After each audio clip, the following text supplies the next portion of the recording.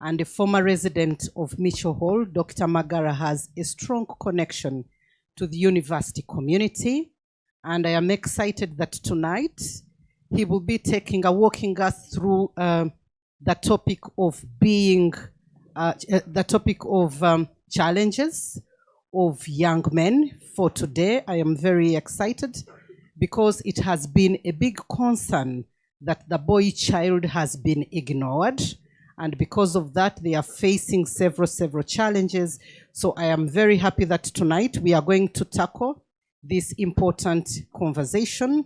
We are looking forward to you, Dr. Magara, sharing your insightful and valuable perspective on the challenges of being a young man for today. I therefore encourage you to listen very carefully, because what Dr. Magara is going to share with us is very significant for us to succeed in the university environment, not only here, but also after we have left school. Ladies and gentlemen, please join me in welcoming Dr. Magara, our chief guest for tonight. Thank you. Maybe, Doctor, I request that you allow me to inconvenience you a little. The audience does not seem to know you yet. So the co-moderator had prepared something. Okay, thank you so much. And by the way, we are live on the Magara University channel, on the YouTube channel. So if you have your friends who are not able to join us physically, kindly send them a note. Tell them that we are live and they shouldn't miss at any point. So I'm really humbled to take you through to the bio of our guest speaker, Dr. James Magara.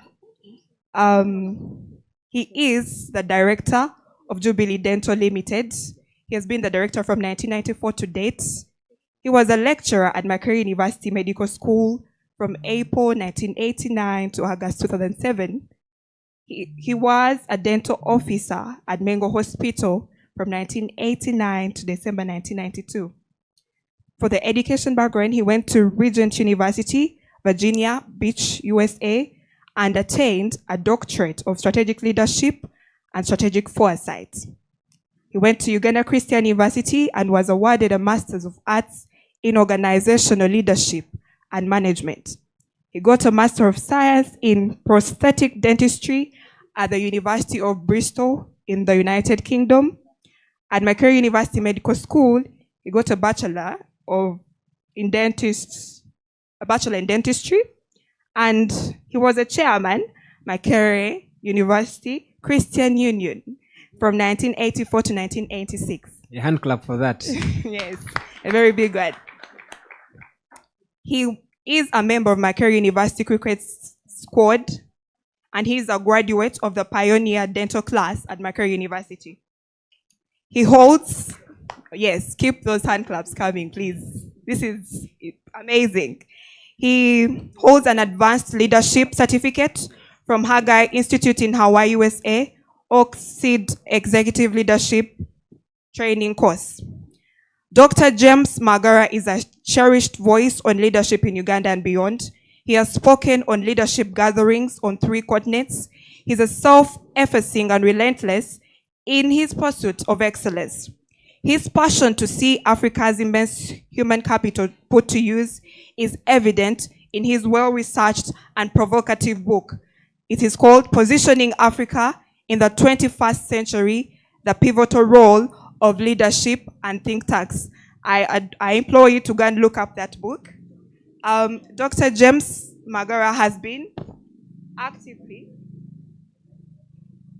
actively involved in raising the standard of leadership in his home country and across Africa by developing, mentoring, and equipping other leaders.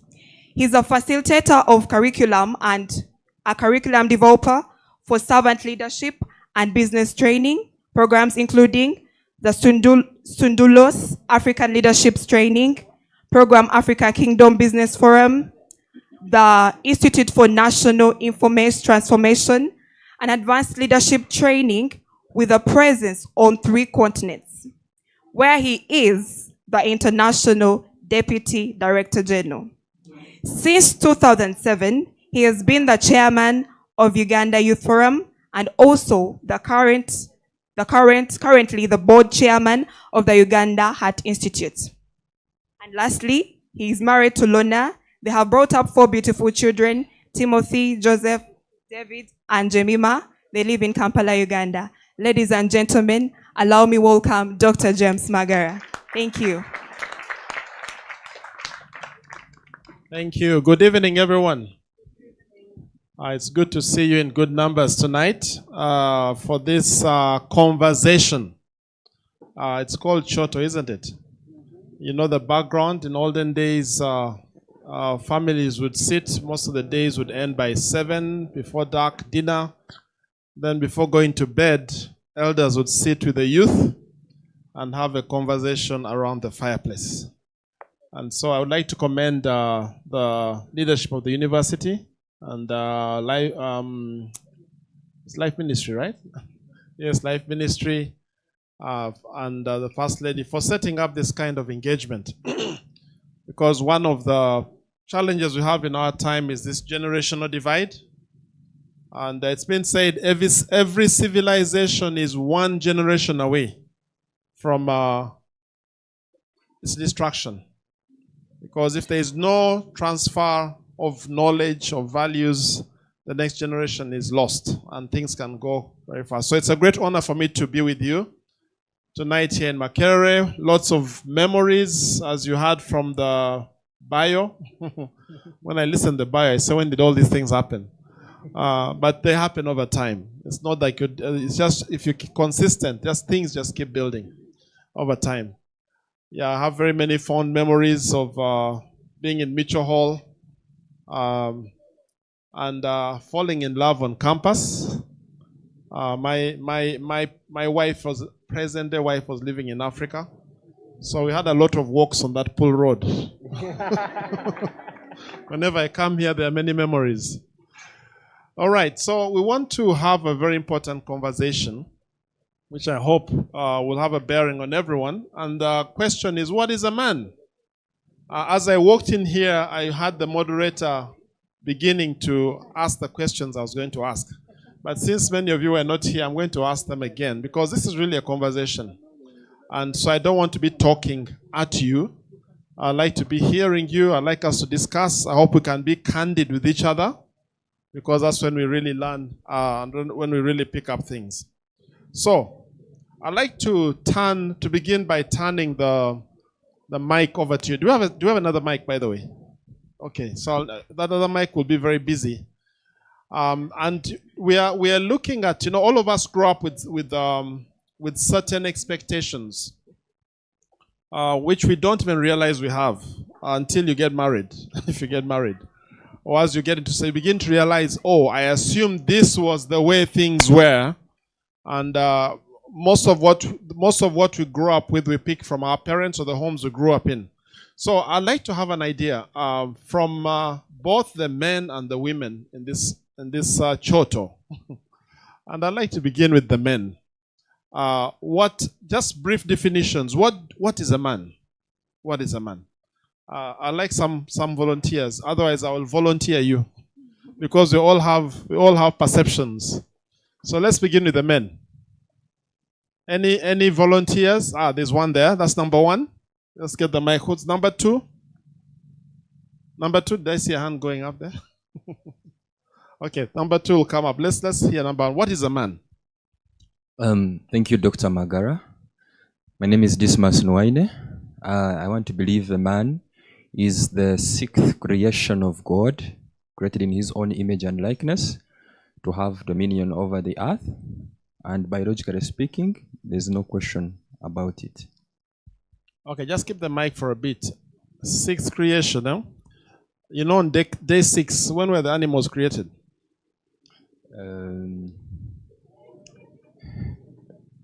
It's also day 6. Yes.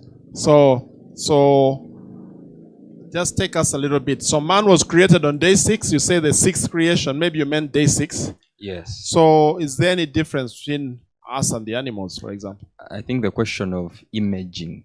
Okay. Yes. So you take it a bit further. Yeah. All right. So it talks of man being a creation. That's one. Let's keep talking. Yes. You introduce yourself. And Good evening, ladies and gentlemen. My name is Derek Nahura. From his Bible perspective, man may be a woman or a man. Yeah, I hope you get me there. But I want to go into a gender perspective whereby a man is defined from the expectations and the different responsibilities someone play. okay, so you're giving Yes. us a cultural perspective. Yes. Okay, go, keep going, keep talking. So to me, a man is this whole being that has responsibilities to take care of a family. If we had to start from a family level, we can come to a society, someone who plays responsibilities in a particular society. But at the end of the day, these responsibilities should positively impact. Okay, so Yes. he's brought in another angle. You mentioned something. Okay, we didn't delve into that. Let's first hear some more. So he's brought in the angle of responsibility. A man being somebody in society. So let's take the example of a family, right? You have girls and boys, right? So what you're really saying is that the boys would have to carry more responsibility. Am I hearing you correctly? To some point. Let's keep talking. Let's keep talking. Anyone would like to add or disagree, by the way? There's a hand there. You don't have to agree. There's someone at the back as well. So let's first hear from here. So we've had the cultural perspective. We may talk a bit about expectations because that is important. You're talking about responsibility. Yes. Thank you, Doctor, for this opportunity. My name is Atwembeire Justus. Most people know me as Justus Panado. Well, a man is a human being who possesses the characteristics of man. And this is penny specifically. You know, many people may say that a man who can put on trousers. Nowadays, women can also put on trousers. Nowadays, women can also possess beards, so that can never be the characteristic of a man. Somebody who possesses the male reproductive parts. Then, as I have said, there are characteristics that show this is a man. A man is somebody who is confident in whatever they do. A man is always confident. That's why we say that man doesn't cry. Do men cry? Men don't cry. Then that will be a fake man. Men don't cry. Then is a man. A man is somebody who is always resilient in whatever he does. Okay. Men don't give up, Let's not even when they expand it face too challenges. much. That's a man. Yeah. Okay. Yes. Now just engage you a bit. You talked about a man is a human being with male sexual organs, right? Yes. Agreed? Everyone agrees? Okay, I have a question. What happens if he loses the sexual organs?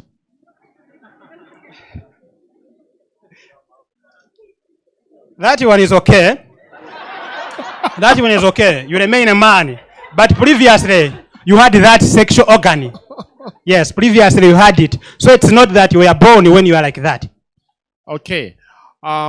Again, still, so he's bringing on the biological side of manhood, which is part of manhood. So, we know that the sexual organs release hormones, right? Very true. And those hormones produce certain characteristics. For example, the deep voice, the beard. What else? Muscular. Yes, of course. But you know, okay. Yeah. Keep going. Yes. You're saying something. Yeah, say that they bring beards on, the muscular, and even many people have said that even the pubic hair. Okay. And, yes. Yeah, but male and female have pubic hair. So yes, that's very not true, very true. All right. Now, we also know about men who were made eunuchs. In the past, if you served in the palace, the king didn't want you messing around with his wives or concubines. So they would castrate certain people. So they no longer had those hormones. I know when someone is castrated, some things don't happen. The voice may remain high, the beards will not grow, and so on. Would that still be a man in your perspective? Yes. A man doesn't mean that you must possess the scrotum and so on. You may be born when you don't have that scrotum, but when you have the penis, then that one doesn't become a reason as to why you should seize your manhood. So a man is somebody who is born with a male reproductive system, a penis only. That shows that you're a man. That shows that you're a male organ. Yeah. Okay, I can see that's an important thing in your description. There was a hand at the back, so let's hear. So it's brought in the biological aspects. We'll talk about them as well. But there was a hand at the very back. Yes. We're exploring our perceptions, so I'm sure we are learning as we talk. Yes. Thank you very much, Doctor. My name is Kamwesga Crescent, well known as Accountant Lover. I think a man, mine is a biological perspective also, is a human being characterized by the XY chromosomes with the secondary characteristics. For example, the deep voice, facial hair, and then the muscular part of it makes him a man. Okay, so you've taken us a bit deeper. He talks about the XY chromosome, which is something that you receive at birth, at conception, really. So, of course, we are not going to do a test to find out if you have. We've had situations like where certain ladies are running in the field like they are men. You've had some of those. Remember Caster Semenya? Caster Semenya was a South African athlete who was breaking all the records, and they then said you must do some tests. So that's not going to happen. But he brings in. So one of the things we establish with varying degrees of agreement is that the man has certain biological things that make him a man. Agreed? Is there anyone who disagrees? There was a man, I forget who did this interview in the United States, and the question was not who is a man, they asked who is a woman. Did you see that? It went viral because people could not answer the question who is a woman. And it's important these things are clear to us because today there are so many different definitions, but I don't seem to hear any disagreement on that because there's also the whole thing of transgender. Someone is born a woman, then becomes a man. By the way, you know that someone can be born a woman and through plastic surgery, she's given a penis. So does that become a man? Where's the mic? No, what does that become a man?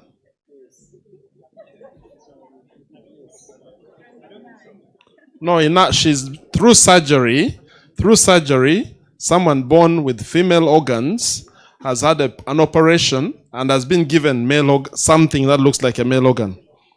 Is that a man? Well, you have said that somebody is born a man, right? Female woman. A female, and is given a male reproductive organ.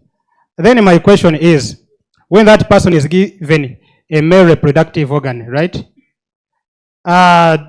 Women can develop breasts. That person develops such breasts. They can even make breasts for them. Then we had to say that a man is a human being who is born with a male reproductive organ. So if it is a woman is somebody born with a female reproductive organ. Meaning that a man previously was born with a female reproductive organ. Then I don't consider that person as a man. That can't be a man, really. That can never be a man. That's not a man. Okay. Now, the reason I'm delving into this is because in some parts of the world, there is a lot of confusion in this area.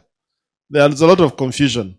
And so it's just good to get a feel of what you think as well, as far as this is concerned. But now there were a few other hands. I want to wrap up this part. Can we just take these two? Let's take these two very quickly. We'll have opportunity to interact some more. We have limited time. So let's just nail this and then we shall move on. Yes. Okay, thank you very much. My name is Izamba Livingstone at CHUS, doing a Bachelor of Arts in Social Sciences, year 2. To me, I will take a blend to define who a true man is. He brought in an aspect of sixth creature of God, but there is some part of having dominion. So that's my first point. Man is who has dominion over all creatures. Then the other aspect is a man is someone who is in shape to be productive and to be creative in life. Then to the aspect of biological side, he has to have a male productive organ, which is all that we agree, because not all men are men, somewhere, somehow. I think girls, you can agree to me or you disagree to me. I don't know. Okay. So no, just well, let's not take too many points at once because Yes. there are many of us. Huh? okay, Let me just engage you on one. You said a man has dominion, right? yeah. Who was given dominion on the earth? God gave dominion to man, but the creature or the creation was both male and female. Then Yeah. I gave you the other part is that he must be someone who is creative and productive on earth. Okay. I just want that clear because if you read Genesis 1:26, it says male and female he created them. Yeah. And the mandate to have dominion was given to both male and female, not just the male. Okay. That's why I brought in the other perspective of the biology. Yeah. All right. Biology. Let's have the last one, then I'll wrap up this segment. That was you? Okay. Let's just hear that. Yeah, good evening. My name is Andy Ambrose. According to me, who is a real man? A real man. Real man Ambrose. Yes. Yeah. According to me and according to the Bible, a man is someone who is called to read, to protect, to provide, and to protect, provide, and read. Okay. So you've brought in the character aspect. So let's just wrap this up. 3 things have come up in our conversation. One is the biological aspect. Okay. That we know that at conception, if the X chromosome and X chromosome come together, you have a girl, a woman. If it's the X and Y, you have a male. So that now, you know, in the US, there was such a big issue about this. When Trump came in, he just said there are 2 sexes. I don't know how many they had got to. But I just said there are 2, male and female, period. And that is determined at conception.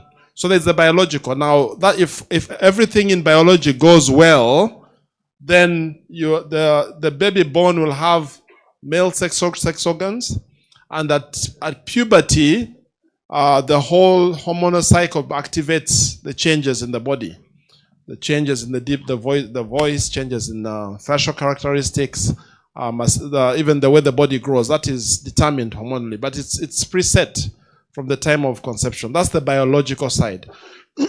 Now, we've also talked about the cultural side. We've touched a bit on it. I think one of the gentlemen here who spoke about it talked about culture. Now, there are cultures that have certain expectations of men. For example, is there anyone here from the mountains? Maybe you don't want to put up your hand. If you're not circumcised, you're not a man. Hallelujah. So for them, in their culture, there is a rite of passage. For you to become a man, a real man, yes, you have the male sexual organs, but we now need to graduate you to a real man. You go through the cultural ritual of circumcision. And many different, our forefathers had different ways they did it. You know, maybe it was a fishing community, the first time you went fishing alone, or some years ago, I had a conference in Arusha, and one of the people attending the conference was a Maasai. And he told me that growing up, he grew up, the Maasais straddle Kenya and Tanzania. And he told me how he had to kill a lion. So among the Maasais, the rite of passage for you to become a man is that you had to fight a lion and kill it. If you hadn't done that, you're not yet a man. How many would love to be Maasais here? So there are expectations of culture. Are there any other expectations culturally anyone would like to talk about? Cultural expectations of manhood. Anyone? Now, our forefathers had ways in which they initiated. There was no doubt. When a boy reached a certain age, depending on the group or the culture they were in, they would take them through certain rites. And those were rites of passage. So there was really no question in any young man's mind about whether they were a man or not. One of the things our culture, our times have suffered is this lack of lack of transition. So people go into adult life and they are not really sure who they are. Part of what was involved in rites of passage would be instruction, whereby they would tell you a man does this, a man doesn't do this, a man does this, a man doesn't do this. One of the interesting ones that came up, I think it was from our friend here, I forget your name again. Yeah. Justus, yes. Panado. Panado is here to remember, by the way. He talks about men don't cry. Do real men cry? Okay, let's discuss that because I think that's an important one. Just spend a few minutes on that. How many people say real men should never show emotion?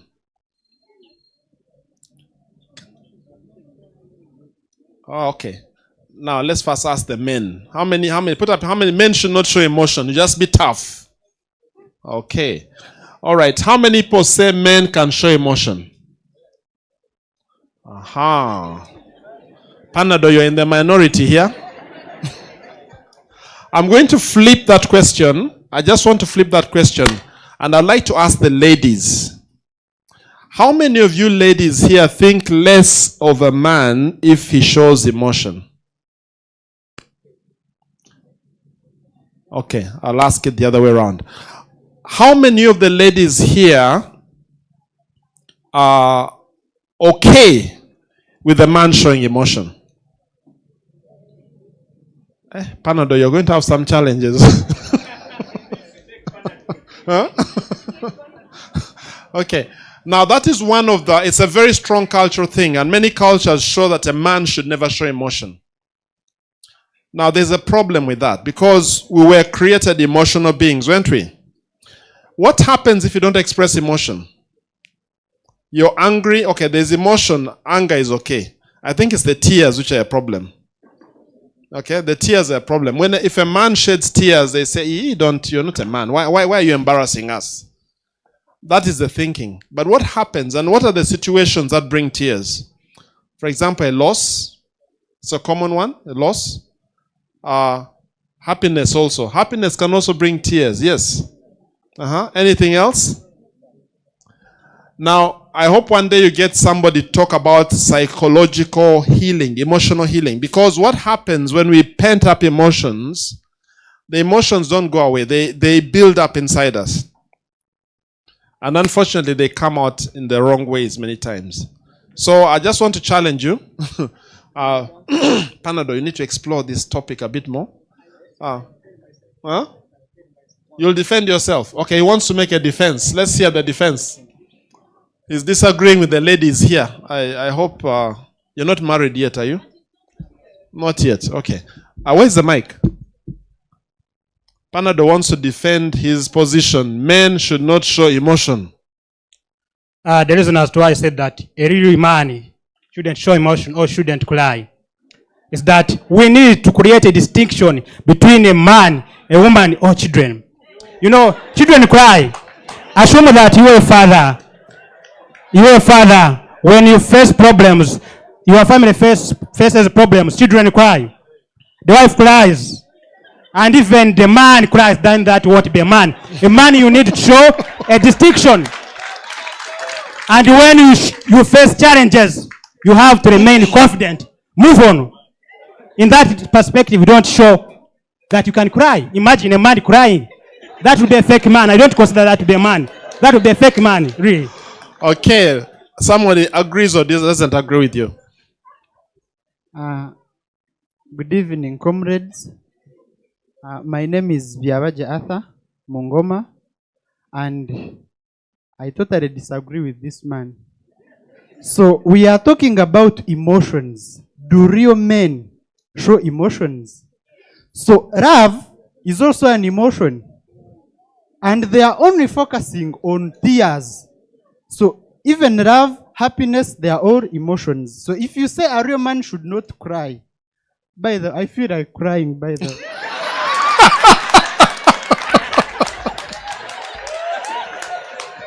Okay, let's hear some more here.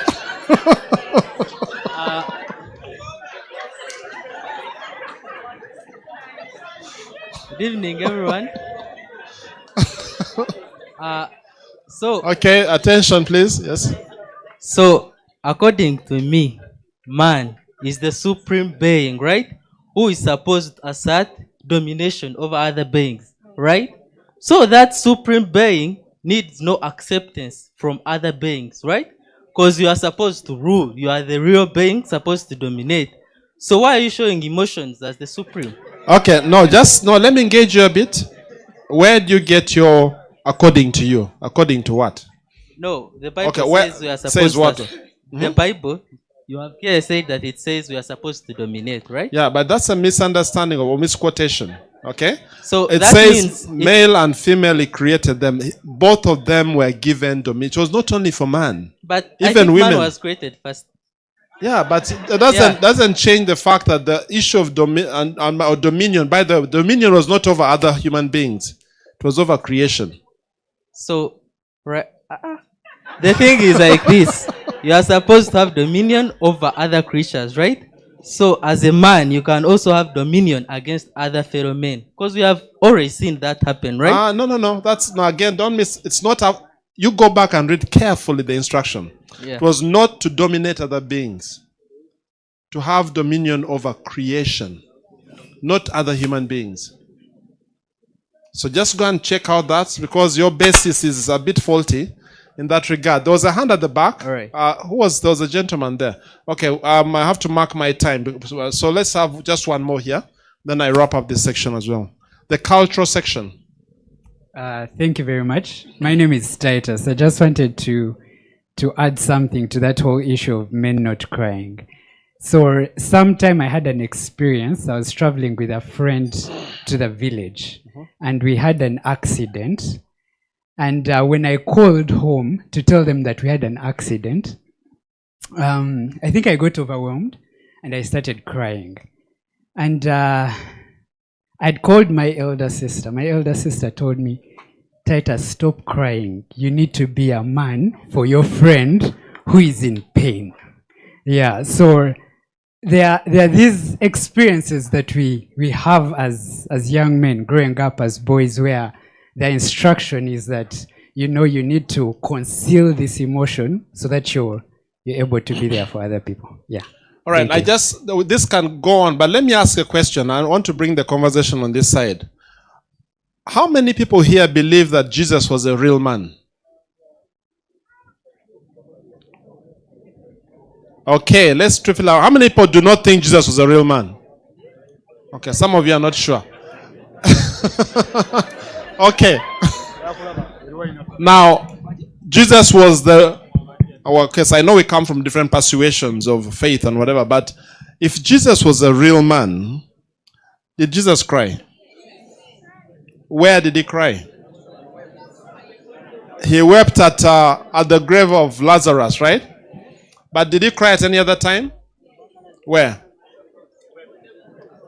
On the cross, yes. Any other time? Gethsemane.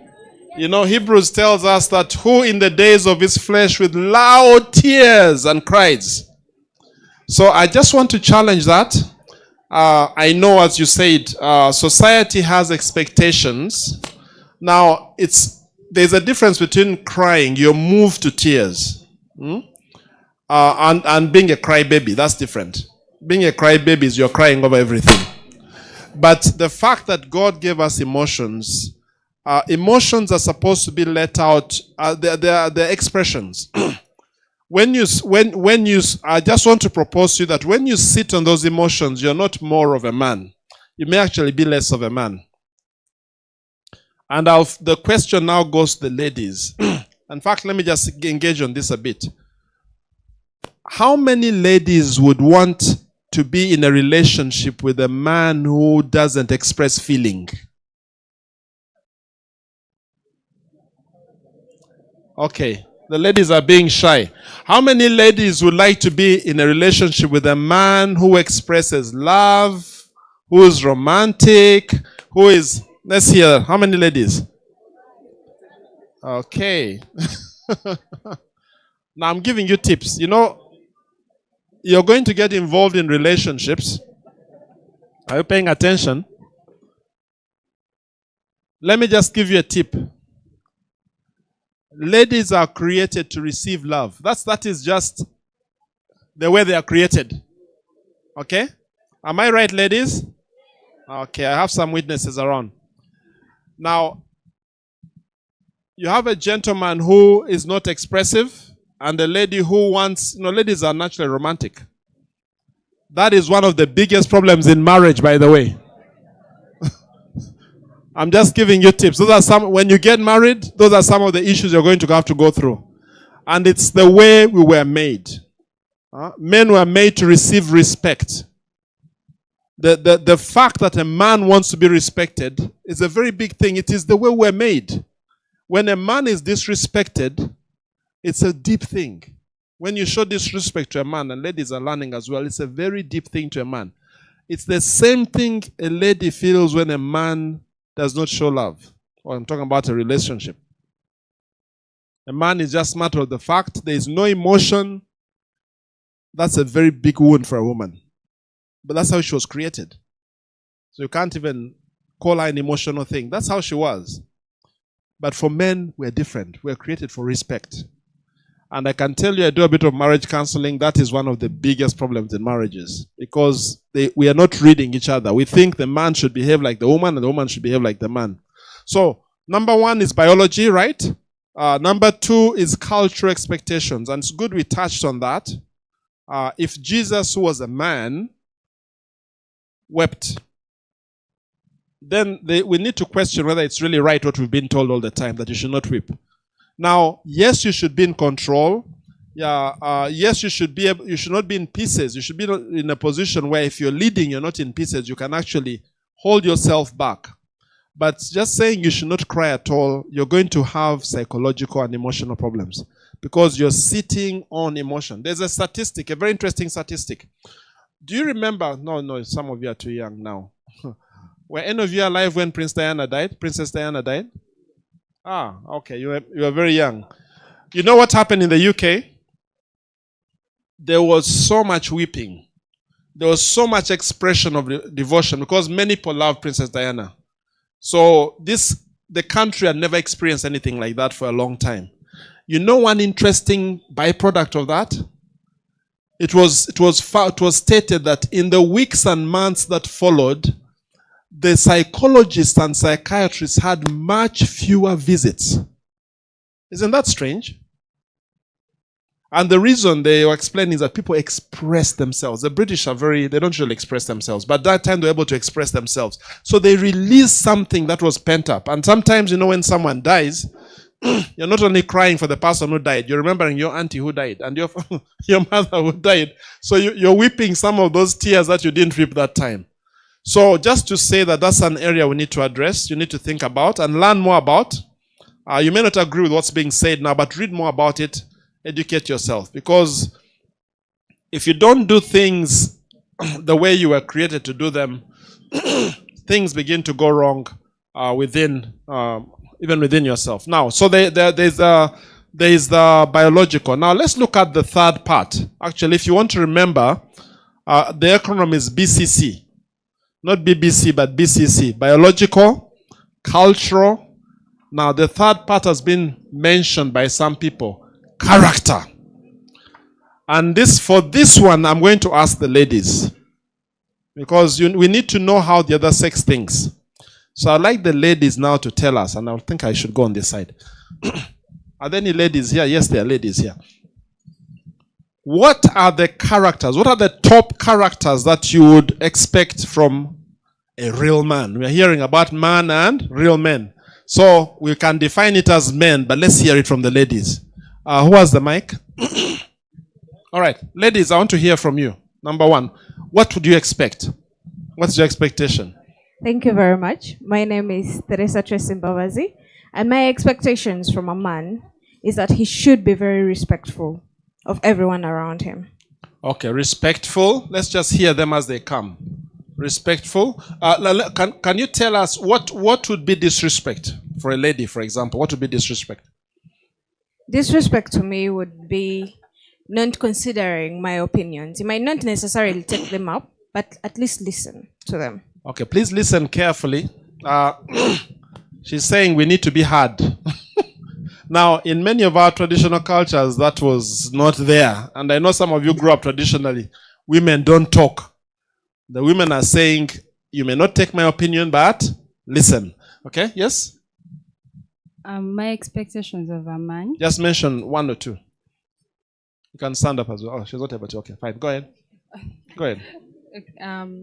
I expect a man to have principles and virtues. As a man, you should have principles that you follow. You don't just do things anyhow. You don't, when they call you, you go. When they say there is this, you jump and go. You leave whatever you are doing. You must have principles.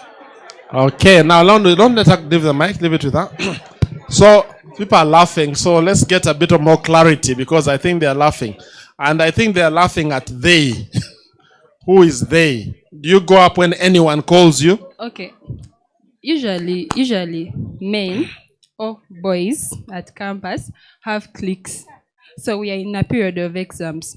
You know you have a paper on Monday. And you have friends. Let's assume I'm at CHS and I have friends at Cobams. Then you have a paper on Monday. Your friends have a paper on Friday.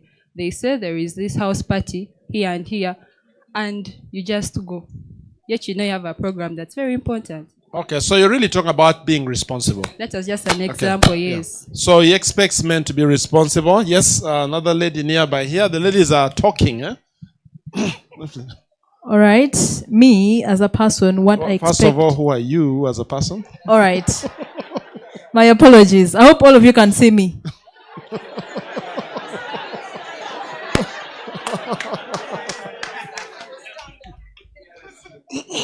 All right, a very good evening to you all. My name is Letitia Asasira, the GRC School of Gender, and I'm happy to be here. So me, what I expect from a real man, he should be prayerful. This is her opinion, please. She has the floor. Yes. She has the floor. This if you is her don't go opinion. to St. Francis or St. Augustine. So, all right. So, no, she's talking about spirituality. Some level of spirituality, yes. Let's be brief so that we can hear from many people. My name is Angram Lakalunji, GRC Mary Stewart Hall. I expect a man to be loving. To me, yes. You have to be loving. And apart from loving me, okay, I take loving with care because they work together hand in hand. Another thing, most importantly, you have to be providing. Yes. Okay. So, so the issue of provision. Now, maybe let's keep the mic there for a minute. So, how important is provision? Provision keeps a relationship burning. Yes. Because if you provide to me, provision keeps the relationship burning. And in case, if you provide to me, you may not provide to me everything I need because I don't have to be on zero. But then you don't give me a chance to see out other men because you try to put me in the line. Another thing, even Adam was providing to Eve. It is from Genesis way back. So you don't expect me to stay in a relationship and you're not providing. That means you're not a man. You're carrying what you can't manage as a man. Okay. Yes. All right, please. Shh, shh, shh. No, wait. Shh. Please, can I protect her? She has the floor. She has the floor. Okay. I just have one question for you to think about. So, let's assume you got in the relationship, huh? And the man is able to provide, right? You get married, he's able to provide. 5-6 years down the road, something happens. Either he loses a job or he gets an accident or something, but he's alive. He cannot provide anymore like he used to. What happens? Now, in that case, because I consider that to be a calamity, yeah, because it was not like that, or a disaster. But then, if a man is providing, it will give me an open mind. If the man has given me Kameza for 100K, and I cannot use that money, no,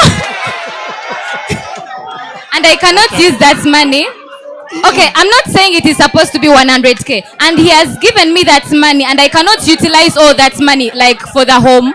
I reserve some money, like as a brilliant lady, I'll invest it so that you never know. Everything is not going to be upright forever. But all in all, he has provided. Okay. Yes. All right. But the point here, we may not agree with something, but the point here is the man should be a provider.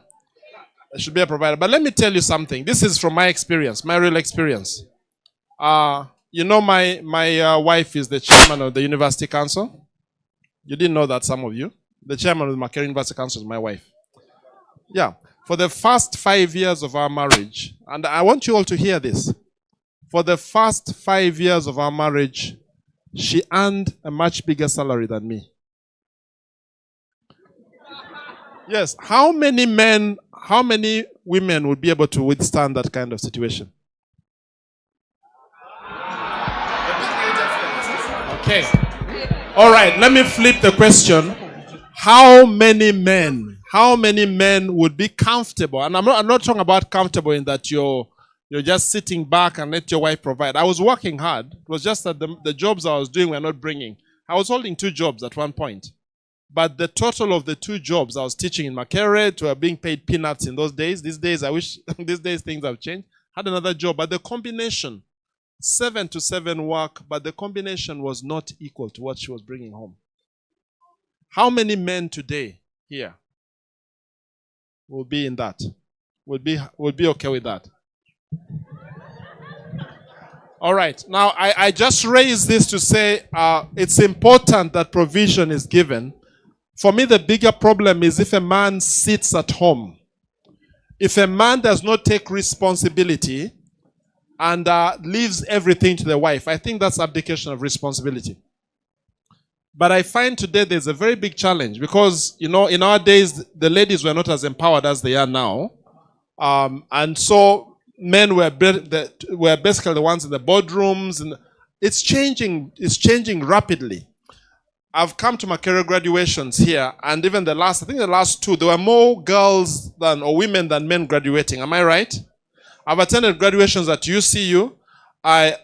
One of my roles now is with the School of Dentistry at UCU. We've done admissions, and you look at the admission lists, there are many more women than men. Okay? It's getting quiet. So for me, the issue more is, are you responsible? Are you actually going out to work? It took 5 years for that to change. But because we were committed in a relationship, it was not a problem for us. It's not a problem. I see it's a big problem these days. Now, I've interrupted the ladies, and my time is almost running out.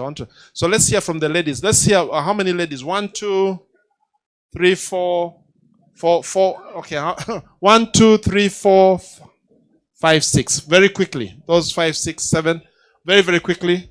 Who's the MC? Moderator? Who's the moderator? My name is... I don't want you to chase me away. So.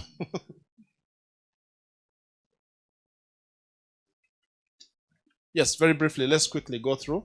Okay. My name is Noarinda Christine, J.R. Mary Stewart Hall. And for me, what I would consider in a man, on top of what others have said, is 1, you should be presentable in public. 2, you should respect yourself. Most people want respected. They want respect, but they don't respect themselves. So, what do I mean presentable? You should conduct yourself well. I do not want to be associated with someone who would ruin my reputation instead. You know, dating someone and they be like, Christine's man is there abusing people. No. You should respect yourself and be presentable in public. All right. So, okay, please, let's respect For your those information, who have the floor. I'm not. Okay, let's respect those who have the floor. All right, so she talks about being okay, let's have the next one. Let's just hear them quickly. I think it's important for the men here to hear what the ladies are saying. There was another hand here. Which was it? There was a hand somewhere there. It's at the back. Yeah. Okay, very quickly, then we go there. I need to be wrapping up soon. Thank you. I'm Tiobohare Tiake, the 98th Minister for Students with Disabilities. And what I look for in a man is security. I want to feel financially, emotionally, physically, psychologically secure in that man. You want to feel safe. She wants to feel safe in all ways, yes? She mentioned financial, but I would have engaged you a bit more. Let's hear the next one. I just want us to hear them quickly, yes? I'll be wrapping up. Good evening, everyone. My name is Nancy C. I might give you a Ann, chance. and my expectations in a man would be sexual discipline. Okay. All right. So she said, did you hear her? She said she expects sexual discipline. All right. They don't understand what that means. Do you want to? Okay. Do you want to say a bit more? Yeah, let's hear a bit more. It's important to hear this, yes? Sexual discipline in this case, I mean the ability of a man to control their urge even when the body demands. No, Yes, okay. no, that's her, it's her point, yes? I don't mean abstaining as such, but your ability to control your body, that maybe if I'm having a partner and they're not around, I'm able to abstain and I'm not distracted by other girls. Okay. Self-control. Self-control. Come this way. Let me ask a question as the mic goes. In some places it is said that for a man to be a real man, he must have sex with a woman. Yes?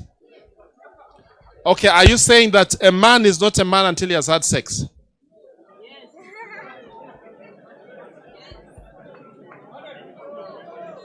Yes, no. No, not paradigm. Okay, I'll wrap up something on that. Who was the other? There was a hand somewhere here. Where's the mic? Oh, it's already. Okay, can you bring it? Let's just move that side. Bring it. Let this was finish here. Thank you very much. My name is Helena Nwasima, from Magara School of Literature, Languages and Communication. Please pay attention. You're missing. Pay attention. Before I give out my characters that I expect in a man, whom I already have, I would like you to... No, please keep it brief. Huh? Keep it brief. Yeah. There are a few other people. What do you expect? I came a little bit late, so I don't know whether it was said. But what I expect you to teach these young boys is no, that... tell us. Please answer the question. No. Just tell us what you expect. What are your expectations? Okay. By the way, they are protesting being called boys. Huh? So, Okay, man. Okay, what I have realized, I feel like if I don't say it, I won't settle. Most men, the young men that are growing up, have failed to accommodate empowered women. And I feel like they should teach them on how to accommodate empowered women, because now women are empowered and it has brought a lot of family disabilities. So what do you expect? I expect a man to be, according to me, hardworking, God-fearing, and a leader. And a leader. Yeah. And how does that relate with an empowered woman? When a man is a leader and I'm empowered, despite the fact that I'm an empowered woman, he has to give me direction. He gives direction to the family. Okay. Yes. So is it a question of suppressing? Is there a problem of being suppressed as an empowered woman? Because that's the common thing I hear. Yes. When a man does not know how to lead an empowered woman, sometimes it brings about things like divorce, because someone cannot feel comfortable living with a woman who earns more than her. It does not feel comfortable living with a woman who has more maybe status than her. So when a woman knows that, maybe when there is God, that's why I said God-fearing. If you're God-fearing and you're a leader, you can direct a family that despite the fact that I earn less, but I am still a man in the house, and I know that things are supposed to be done like this, and you are directing me, that means you can accommodate me as an empowered woman. So you're really saying a man should be secure. Exactly. A man should be secure, even if not intimidated, not threatened. It is not a battle. Yeah. It's not a battle that I'm earning more than you, but we are still one. Okay. Despite the fact that we are having different financial capacities. Okay, point noted. I think we should have a discussion on what is a woman. One of these days. That should be something that you take up. Yeah. Yes. All right. Let's listen. My name is Nachibu Kadafin, and what I expect is in a man is a vision. Yeah, I would like us to date, but a few months into the relationship and then you seem very visionless. I don't think you will take us anywhere. Yes. By the way, that's a very important point. Huh? Let me just listen to this point.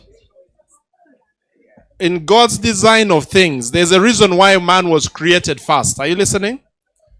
By the time the woman was created, the man had work. Okay? The man had work. Adam did not actually even know that he had a problem. He already had something to do. The woman joined him in the work. Now, it's a very big problem. Men, listen. Very big problem ladies have when the man does not have leadership. When he cannot see where are we going. Forget about how many degrees these women have. In a relationship, that there's something inbuilt which wants to be led. So one of the things you do as young men is develop that. It's something you can learn. To be more forward thinking. To be more forward thinking. You can teach yourself. You can train yourself to be, okay, you're now on campus. What are you planning? You want a relationship with the lady X. Where is that relationship going? Unless you're just doing it for fun. But if you're serious about a relationship, one of the things ladies expect is to have a man who has a sense of direction. And that's the point she's bringing out. I think there were two other hands, and then we'll wrap up at the end. Ladies, my time is over. So I have a few minutes to wrap up. So let's see. Let's have two more. Two more, and then we shall wrap up. One, and then two at the back there. Then I'll wrap up. Yeah, so good evening, everyone. Yeah, my name is Chiravo Esther. I'm from Cobhams. So me, like the other lady, yeah, I need a leader. So I need a man who is smart enough to think, to make decisions. Otherwise, if I bring a problem to you and you're like you're asking me and you're the man, like I don't expect you to be telling me that. I need you to be thinking very fast and like giving me a solution as fast as possible. Otherwise, no. All right. I hope you're listening. Shh. There's a reason I've asked ladies to speak. The last one is at the back. There's someone at the back there. The hand at the back. Okay, young men. I'm wrapping up.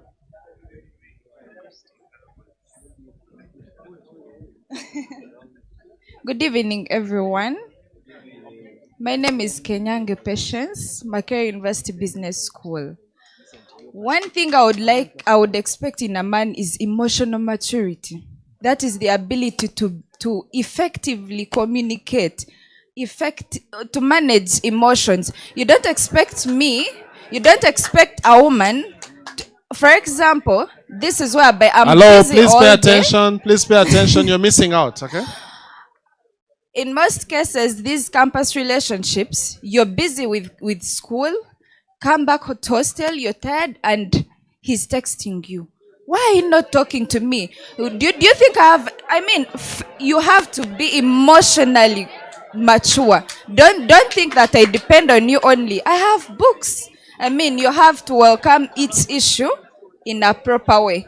Not always creating issues, but to be a safe space. All right. So I wanted us to hear. Let me just sorry. All right, let me have your attention. This is shorter, so we talk, huh? And it's good we've had some good conversation. There are some things I'd like to underscore. So I mentioned BCC, the biological, the cultural, and those cultural expectations are changing, by the way. In our days, if a man was found in the kitchen, it was like, what are you doing in the kitchen?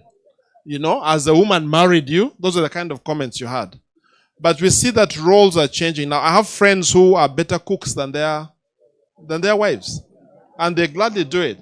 So the cultural expectations are shifting. The thing that has helped me is to filter everything through. I'm a Christian, a believer. I filter everything through the lens of God's word. So there's a cultural expectations, and these are things, some of you are getting into relationships. These are things you need to talk about. You talk about, because you don't talk about them, and you get into relationships, and then you find yourselves in a lot of trouble. So what are the expectations culturally? Especially if you're coming cross-culture. That means that one was brought up in a different... By the way, cross-culture applies to almost everyone, because even home has a culture. Even if you're from the same tribe, when every home has a culture.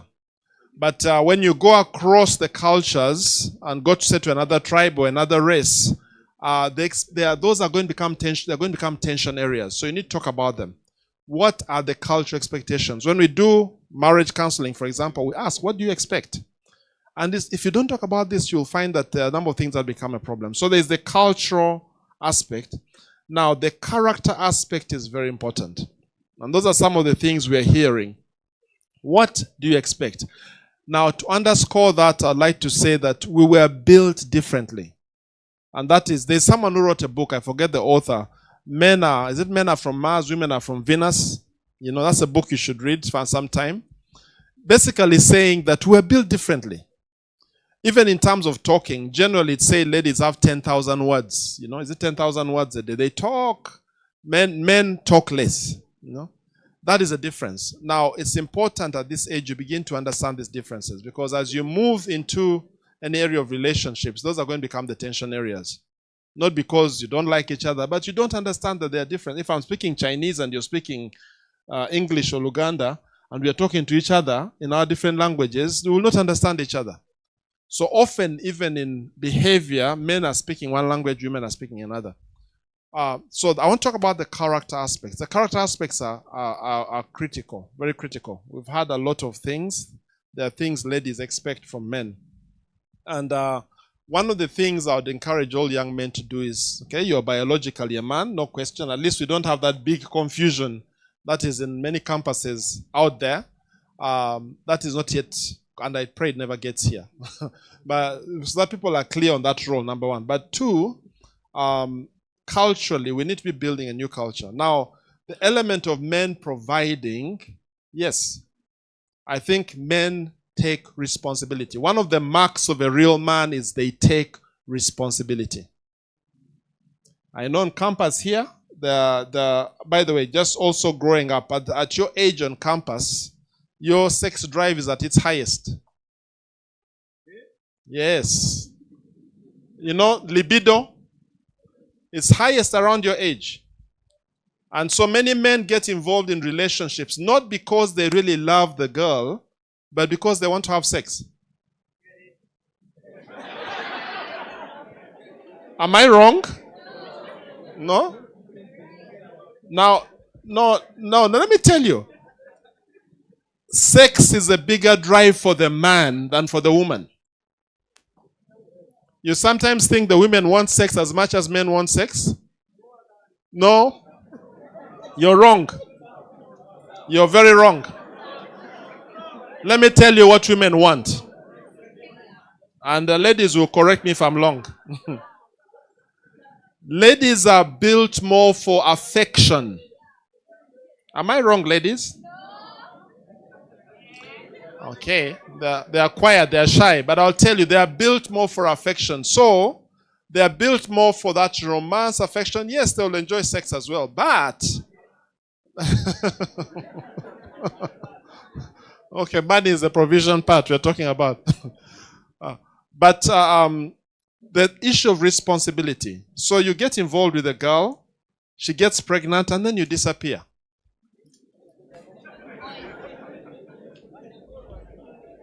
The what? It was not the goal. What was the goal?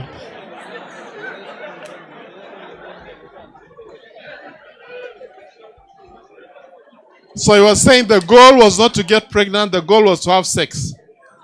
Now, do you know that who created sex, by the way? Huh? Was it the devil? Who created sex? Well, God, right?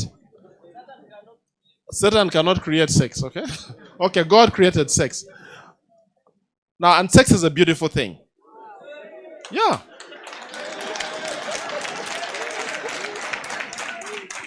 Now, before you clap too hard, let me say this, because it's related to manhood. God created sex with boundaries. Yes. Yes. God created sex with boundaries. Those boundaries are to protect you. Okay? Therefore, a man shall leave his father and mother and be joined to his wife, and the two shall become one flesh. And the man, they were both naked and not ashamed. It does not say they were both naked and not ashamed, and then they left their father and mother. The order.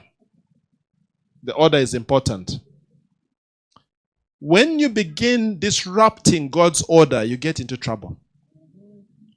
Are you listening to me? You begin disrupting God's order of things. He's the one who made it. You know, all of you have phones, right? Did you get a manufacturer's guide on the phone?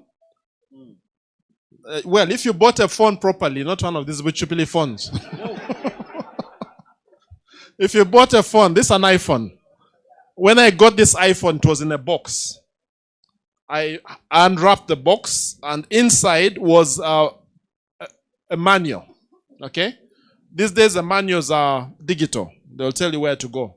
But I had to read that manual. Things, how to use this phone. If I threw it, this is not a real fire. But if the phone got wet in the rain and said, let me warm it in the fire, what will happen? Okay. The manufacturer tells you the best way you can get. I remember seeing a video once, a very funny video in India. It was an Indian video where they got this lady from the village and she joined a wealthy house. And the new husband goes to work, and this diligent lady is really cleaning everything. So she picks up the husband's computer and takes it to the sink and washes it and hangs it on the laptop, hangs it on the wire. So the husband comes home and sees the laptop hanging on the wire. I mean, it was a very funny expression that shows. I mean, if you mishandle, it was best if you mishandle a laptop, put it in water when it's not supposed to be in water, drop your phone wherever, the phone malfunctions, and the manufacturer will not take responsibility for that. There are some guarantees. Now, one of the most powerful things God gave mankind was sex. And yes, it's good. However, it has boundaries.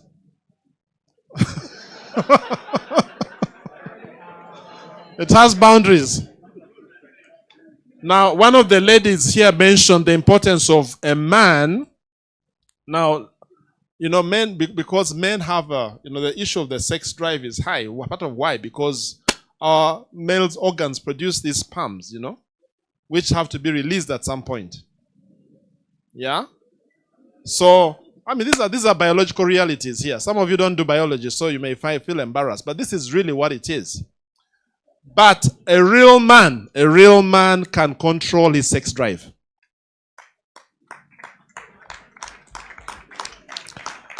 If you cannot control your sex drive, and I want to flip the question to the ladies.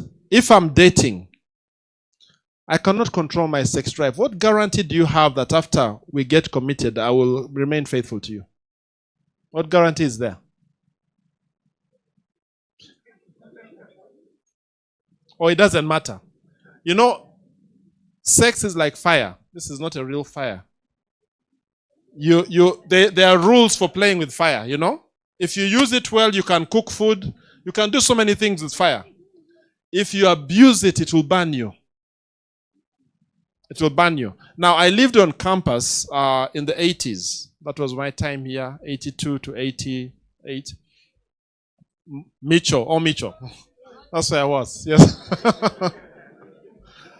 We had, at that time, we did not know. I remember we used to cross the Katanga Valley to go to medical school. And I had friends. I remember one particular friend I went to school with right from primary. And as we waited for lectures, I would overhear their conversations.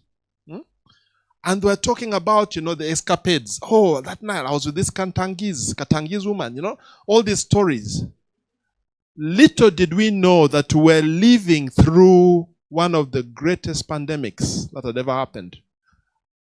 I sat in class and watched my friends die. And at those days, there was no medicine or anything. You just see, we called it slim. People would just shrink. And we did not know whether it was contagious. It was one of the most frightening experiences we went through in medical school. But the issue of playing with sex, and I'm talking to young men, living responsibly, taking the fire which God has given us, which is really great in its context, and applying it everywhere, you're playing with fire. You're playing with fire.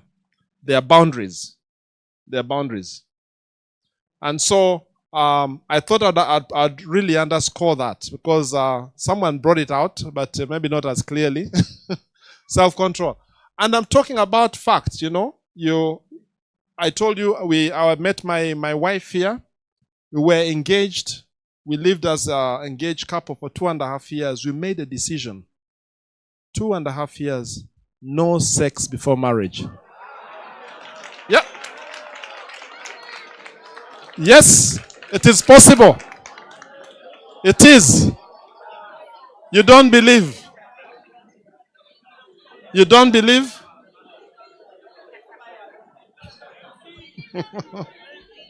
You don't believe? No, I'm telling you, there's no reason why I would even tell you. If it wasn't true, I'll just keep quiet about it. But I'm telling you, it is possible because we respected the word of God. We respected the boundaries. And I'm just telling you, some people think it isn't. It is possible. But now it is easier. I think talking about being a real man, that is a real man. Not the one who goes and sleeps around everywhere. Every time he has a sex urge, he looks for the next girl. I think for me that's less of a man than one who can control himself. Okay? And after marriage, we've never gone looking outside. Yes? So, and I just want to say this. If you follow the manufacturer's instruction, you get the best. My friends who are having escapades, where are they now? So who's really enjoying life? Those who had fun for a few years and then they died? So I just want to bring that home again. As we talk about this definition of manhood, about the biology, the culture, the character. Character. And there are many things to do with character. And when you get married, you find out the things women look for. Patience, they look for kindness, they look for things that may not be culturally the norm, but that is how we were built. That is how the Creator built us. And so we need to find out who we are and then also learn how He built the other side and learn how to. I just underscore one thing which I find again and again. Women were built and meant to receive love, to receive affection. And that is something so important to them. But men and ladies need to hear this. When you disrespect a man, you're causing the same feeling that you feel when a man treats you badly, because we are built differently. Okay. Now, I think my time is wrapping up. I'd like to hear. You had a question. I think we should allow some questions here. I've been given a little more time, so let's hear the question. You had a question. Are you receiving anything this evening? Okay. All right. Okay. It's not on.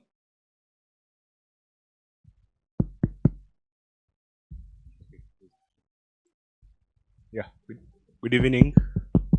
My name is Brav Isaac. I'm a second year law student and I reside at Sibera Hall. Yeah. Mine is maybe a little bit of a submission, and then later there was a lady who was talking about the comparison, especially in a financial sense. First of all, when we talk about a man, there's a difference between being male and being a man. And from the very beginning, we're talking about a real man. And in the contemporary sense, when we talk about a real man, we actually receive people from the opposite gender joining the group of the real men. We have women who are playing manly roles. Surely, those are issues we need to address. But also, when we talk about empowered women, you see, we are standing, most of us are being accused of not being taught how to handle empowered women. But do these empowered women know how to handle themselves? That's something we surely need to address. Yes, yes. And now, when women talk about how we need to provide, how men are supposed to protect, why did we have all this women emancipation movement, whereby you receive equal pay, you receive equal privileges? I think that compensates for those things that you used to naturally crave for. Thank you, sir. Okay, just a rejoinder to that. I think the issue, to be fair to the ladies, and this is a different time, by the way. I can look back because I've been around for some time. There was a time when in our villages, women could cook the chicken but not eat it. It was for men. They would cook fish and not eat it. If a father had to decide who to send to school, they would leave the girl home. Okay? So there was something positive that happened. On our days on campus, you look at the way the halls are set up. All of us resided on campus in my days. There was no hostel. There were 2 halls for women. So in educating women, it was women were totally put down. And the issue of women empowerment was a good thing. What we need to be careful about now is it does not flip the other side, you know. And the issue of when you raise the point about what they talk about provision and so on, I hope I've tried to explain it. I use the biblical lens that men are created to provide. I mean, why would God give you bigger muscles? You know, why would if you're not to use it to protect, not to beat her? He didn't arm us to beat her, you know. And look at nature. Why does the lion have a bigger mane and a loud voice and a more frightening? It's for protection. So the issue is there is an element of that, you know, in the male, and the issue of taking responsibility. So those are some of the things we've underscored tonight. Again, you may not agree with it fully, but that's the perspective which is coming from. Okay, so that those are important. I didn't quite get your question. I think you made more of a comment. I would like to get about 3 questions. 2, I move this side. 1 here. They're becoming so many. 1 here. I'll probably take 1 or 2 there and then the other side. So let's hear what you say. It must be on topic, please. And it should be a question more than... Okay. Thank you so much. My name is Kato Collins. I'm a 3rd year student at the art school. So my question is kind of related to relationships. So personally, I have a belief that men don't cheat because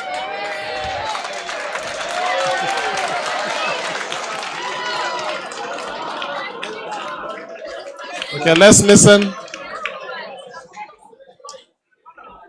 Because me, I'm a Pan-Africanist. I believe in Africanity. I believe being an African. Okay. So let's listen. So my question is like this. You see, when you say when a man has multiple women, they are cheating. To me, I think it is not right, because a real man, a real African man, has a polygamous mentality. But just because we are in a liberal environment, they tend to say that you're cheating. And when the man hides the next wife that they have, it is not that they are no longer in love with you. They still love you, but because of the environment, they don't want to disclose the other woman. So I would want you to give an insight about... I would like you to give an insight about polygamy. Okay, so what he's really saying is that cheating doesn't exist. Because men are free to be like the bull in the kraal. Right? Okay. Now I would like to challenge that. I'd like to challenge. Yep. I'd like to challenge that. We are following. Yes. He asked a question, so I have to give my perspective. Now, yeah. It doesn't mean it was right. Doesn't mean. Now listen, he asked a question, so I'm giving a response. Again, it goes back to the lens. From what lens? You're looking at it from, you called it a Pan-African lens, whereby a man is free to have as many women as he wants, and it's not called cheating. So what do you tell the woman you're with first? Okay. So the point is this, under my lens is a biblical lens. Male and female, he created them. Yes, the animals can behave as they behave, but God created one Eve for one Adam. He did not create Adam and Steve. Now, because they are polygamous men in the Bible, does not mean it's right. The Bible talks about, when David took somebody's wife and killed, it doesn't mean that because David was the man beloved by God, it was right.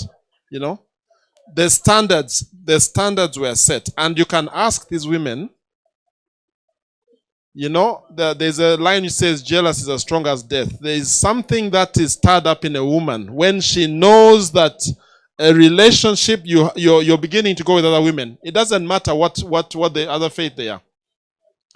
You better appreciate that. And I don't want to go into a debate with you, but I think I just want to answer to answer the question directly. We were built for fidelity, and when it is breached, it causes problems. I know men, and I challenge your thought. At first I understand when you said men don't cheat, I thought men don't cheat. But actually your definition of cheat is different from my definition of cheat. So, okay, let's have just about one on this side, just one. And then I'll go this side. Just one person there. Sorry, we can't have everyone talking. All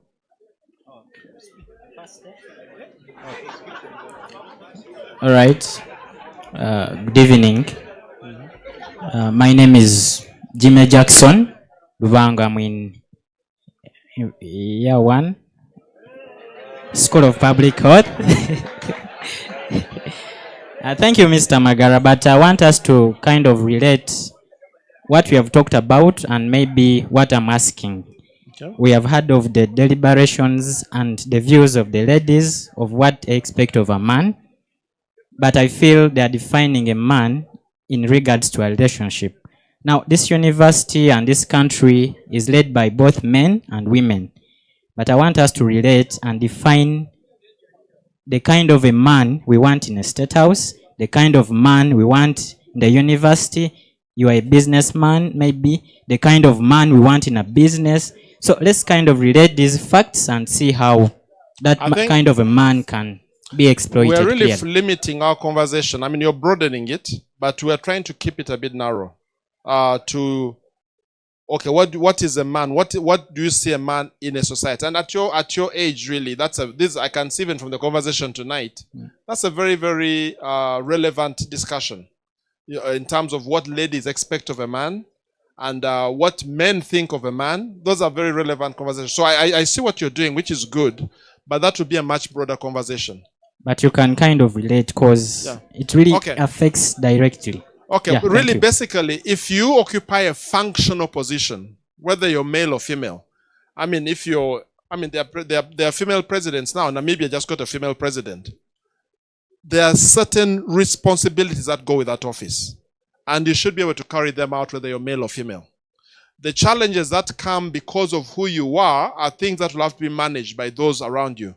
But if it's, where you're defining a function of leading in society, a leader must have certain things, must have the vision for the future, for example, must be able to be a model. The leadership is a whole other discussion. Okay, and that is not gender sensitive. It doesn't matter whether you're a man or a woman. Those things have to be fulfilled. So I think that will be a much broader discussion which takes us into the realm of leadership. And that's how I'd respond to your question. Yeah, but we are talking about the things that relate to who you are in society, who you are in a family context. Those are the sort of things that we're really focusing on. What is a man? Okay. All right.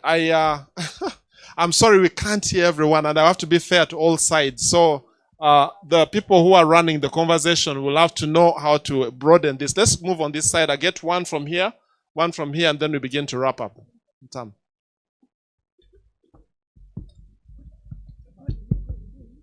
Thank you so much for those wonderful insights. Tukwasiwe Martin, also known as Mr. T. I want us to appreciate the fact that we have lived in, there are generational differences, and that one brings us to the fact that nature does not change. So we must appreciate that currently, or in our generation, to some extent, we lack patience, and it is exhibited in the way that people don't understand what emotional intelligence means. A case in point, when one gets maybe upset, they expect you to maybe kind of, or when they do things that upset you, they expect you to be upset. And when you don't be upset, and they don't understand. Now, I would like you to give us insights on natural responsibilities. Okay. As a man and as a woman, because there are a lot of discussions, and when we don't look at natural responsibilities as given by nature, trust me, we shall never meet. Thank you. Okay, I hope I've understood your question. You're asking about the responsibilities of manhood or being a man. We've talked about leadership. Okay, we need to understand leadership. I do hope emerging leaders are providing context for training on leadership. What does leadership mean? In society, and you don't even have to be married, in a home, in the past, the young boys would be trained to lead. In the context they were in those times, 100, 200 years ago, they would be trained to lead. They would be trained to protect their families. That was an expectation of a man. Now, the times have changed. Yes, I do agree, but that responsibility doesn't go away. For example, if you, as a man, you have a family, you have children, you are the protector of the children. Unfortunately, today, many men have left home. They are hardly home. So children are growing up anyhow. That's a reason we have a lot of problems in society. And let me just make another statement which is important, and I won't elaborate much on it, but something to think about. The way that children relate with the father, especially a father, has a very big bearing on what kind of people they'll turn out to be. And that is where things go wrong very badly. Because you find most times children are more connected with the mother. The father has a very important role in the life of a child. And if that role is not played, that child grows up. They found out, a study done in the United States found out that most of the men in prisons, when they checked out, they had no relationship with their father. In fact, there was a particular story where somebody who was doing prison ministry went in, and when it came to Mother's Day, they have Mother's Day, they asked the prisoners to write letters to their mothers. And there were so many letters written. When Father's Day came, they asked them to write their fathers, and there were hardly any letters written.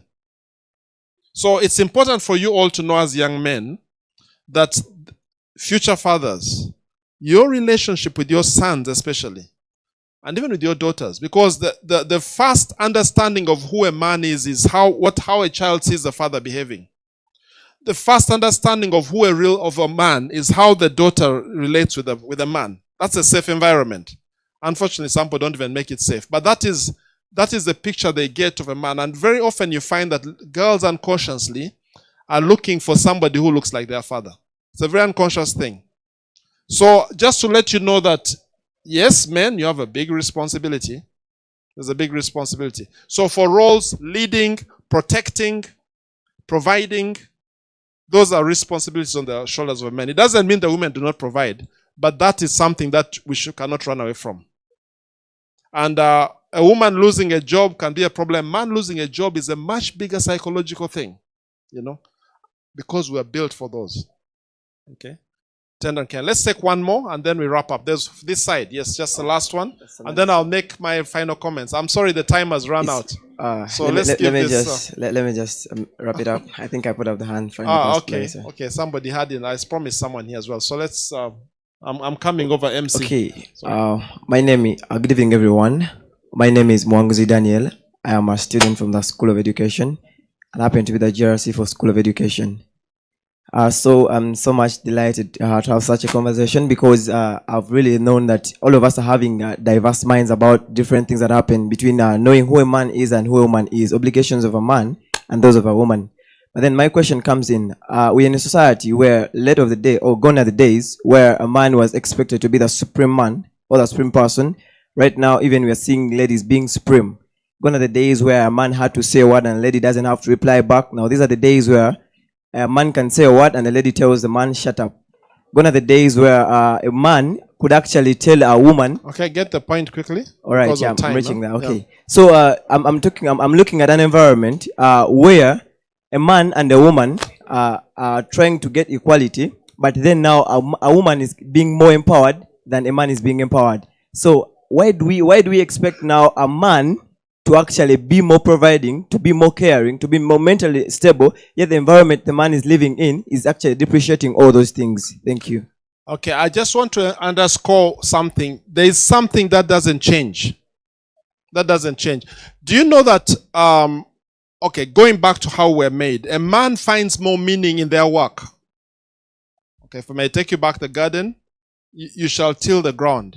Men find meaning from work. If a man loses a job, it's a big thing for them. Women, however educated they are, they find a lot more meaning in relationship. They can find meaning in work. But if a marriage is not working, it's a woman who will suffer more. So that doesn't change. It doesn't change because the circumstances have changed. It doesn't. And I also mentioned something that for a woman, the issue of love and respect, it doesn't matter. You get the most educated, most powerful woman.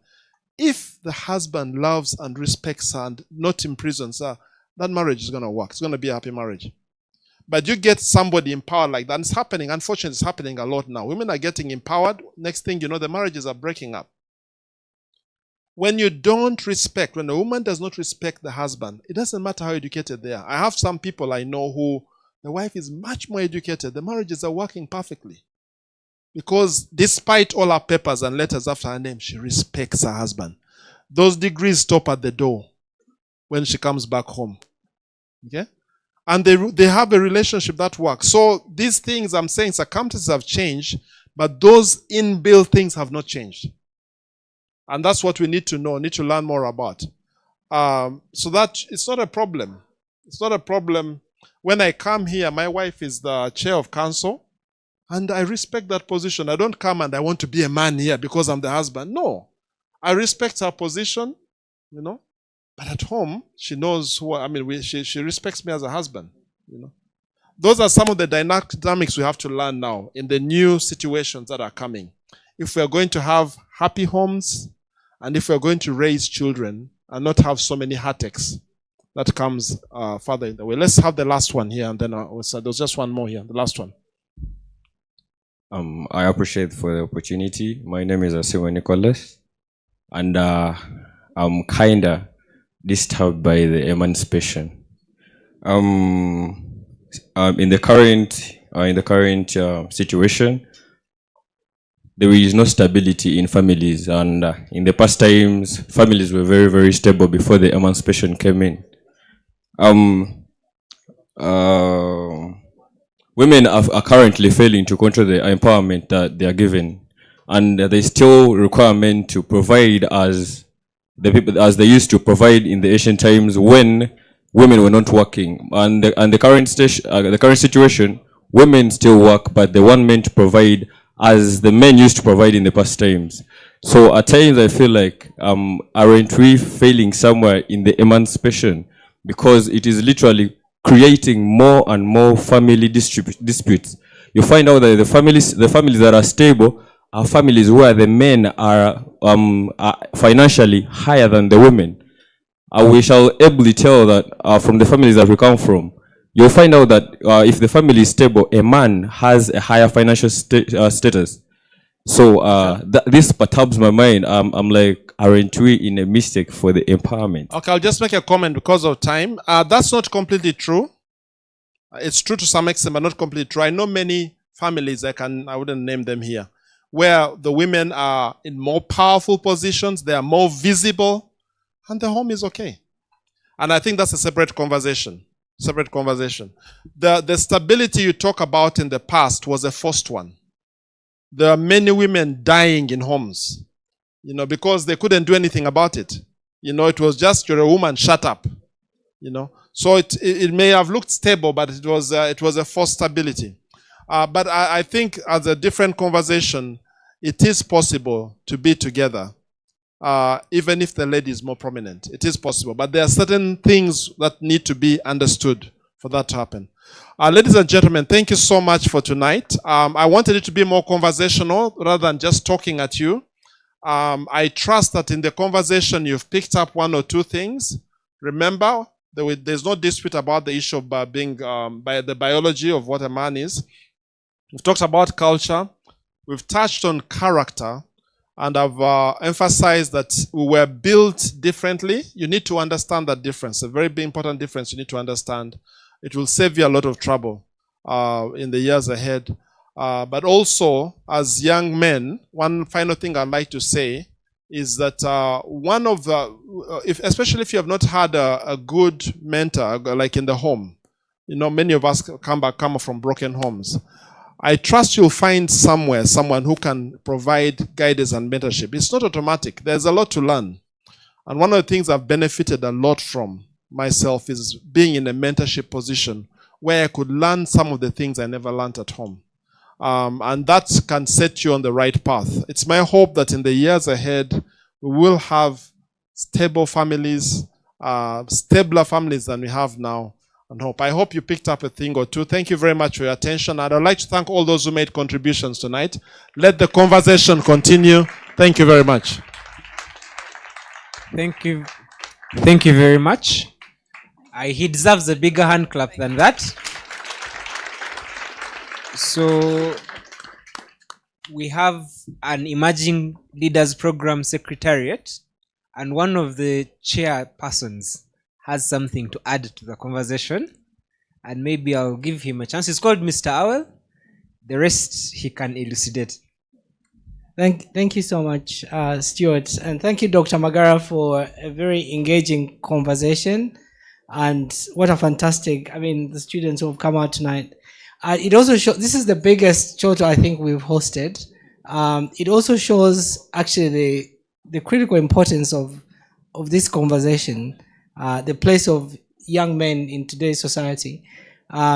This conversation actually started when your wife was here, because we had a very honest conversation with her related to relationships and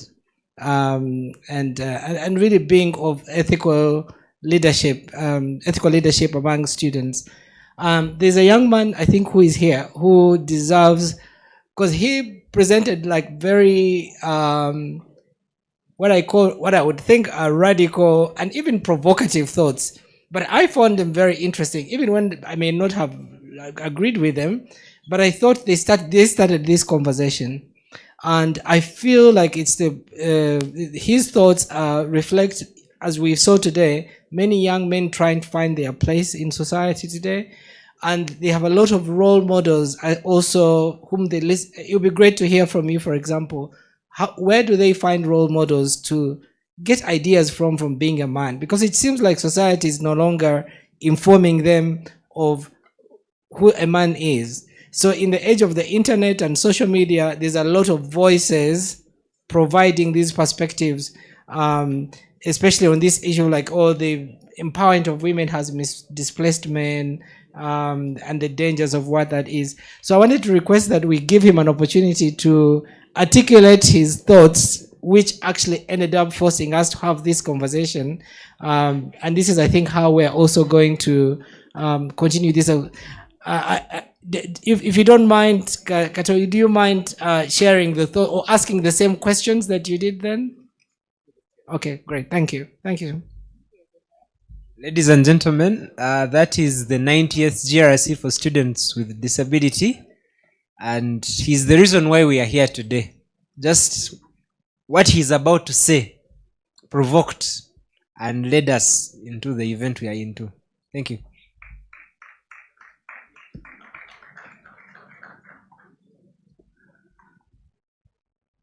Okay, Thank you so much, Mr. Stewart. My name once again is Kato Collins. I'm from the School of Fine Art. I have come to realize that, you know, the our four people or the older people have always told us that experience is the best teacher. But to me, sometimes it becomes the worst teacher. So when someone tells you to climb up the building, fall down, and then it is when you will learn that when you fall down, your legs are going to break, to me, I find it very confusing. So to me, I feel like we are living in a world where there could be good things are not told us, and then the available information gives us the not good things. You can imagine where we are living in a situation where homosexuality is okay, and then someone is going to tell you polygamy is not okay, but homosexuality is okay. Statistically, we have more women than men. So where are those women going to go when they are not absorbed within the men? I don't know whether you understand my point. So I think it is sometimes the reason why we have more single mothers, just because men are are looking at it in a way that if I'm not settling up with this woman, I'm going to settle up with another. But in the earlier cases, a man could settle with 5 women, and the women could be absorbed within.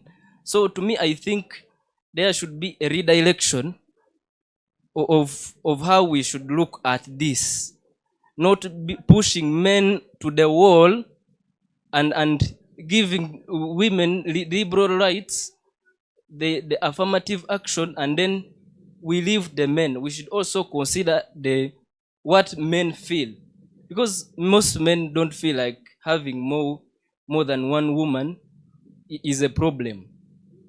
They just hide it from their wives because the environment doesn't allow them to show. But if they could be allowed to show, every man could do that. Me, yes, I've been with my friends, and which I think that it is not that the character attracts character. No. I've heard it from many.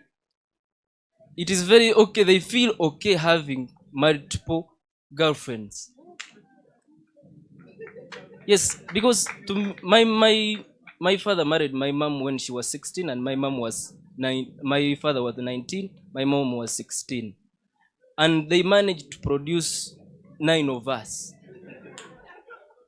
But it is because my father died at an earlier age. That is why he couldn't have another wife. But yes.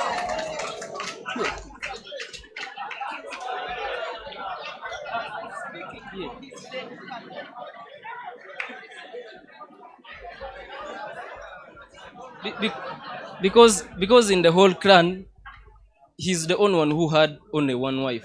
So I think there are some values that should maybe be brought back to balance the boat.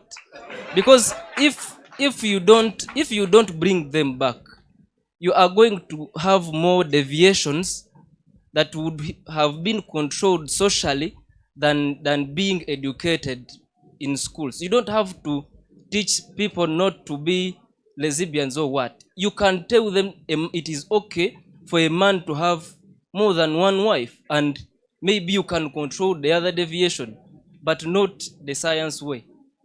That is what I think. Yes. So, ladies and gentlemen, we are here to decipher that, and I will request that the chief guest for today would decipher that, because we need his input, surely. Okay, this is. I think we agree in some areas, but we disagree in some areas, other areas. your premise seems to be that the reason why we are having more of the same-sex sort of relationships is because not women are not getting married. I disagree with that. I don't think that's the major reason. I think that is coming from a different direction altogether. But I also have a question. The fact that if you say it's okay, would you be okay with there's a term for a woman having more than one husband? So let's imagine that you were in a relationship and your partner also has another person. Would you be okay with that?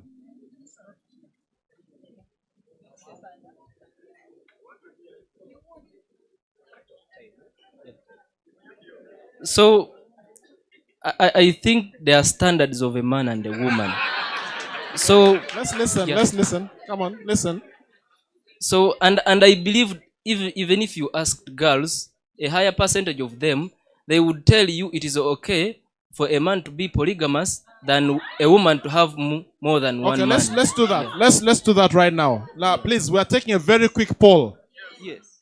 How many of you ladies would be happy with okay, not maybe not happy, but you're okay with your guy having another girl?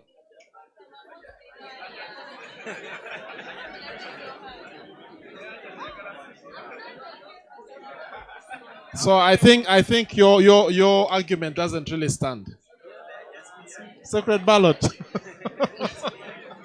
What are they fearing? You know, when it comes to jealousy, I don't know whether to say it is stronger in women than in men. Men are also jealous, by the way. But it is, you know, we've seen people do horrible things because they found their wives with somebody else. Even kill them. Those are forces which I think we are underestimating. Let me have another question that I would ask, and this one may be a bit more tricky to answer. But let me ask it this way. I hope you can be honest. How many of you have come from a polygamous background? In other words, your father had more than one. Okay, keep your hands up. I want to ask a second question. How many of you would happily repeat the same thing?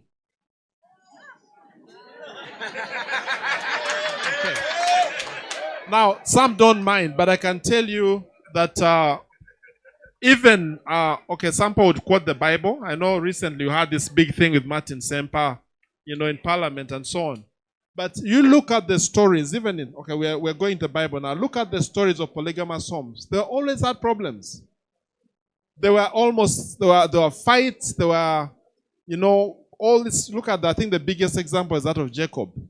Almost killing each other and all that kind of, and that story is repeated over and over again in African societies. So this issue of happily married, I have questions about, but also just knowing the way we were built, why do you feel jealous? If you love that girl and the next day you find someone with him, why are you feeling that? If it's okay, you know? And the lady finds you with another girl and she's mad. Why? It goes against what we were built to be. And that is my argument. That's my argument. So I don't know that I've addressed everything you say, but that's my perspective. Thank you very much. Yeah, but thank you very much for boldly expressing your view. Yeah. It helps us discuss things and bring them to the open. But I agree in some points, I disagree on a number of points. Yeah. Thank you. Thank you very much. So today we have clearly elaborated that Makererians can think. Yes, I love his school of thought. But one thing I've enjoyed most is that he's not afraid to defend his opinion. And that is important for a man. But in our midst today, we have a delegation from Makerere University Business School. I would request those from Makerere University Business School to stand up for recognition. We have someone there. There's that team there. And we have their guild president and prime minister here. So let's give them a hand clap. And Right about now, I request the guild president of MOBS, who has been attentively listening, to give us what she has taken from this conversation.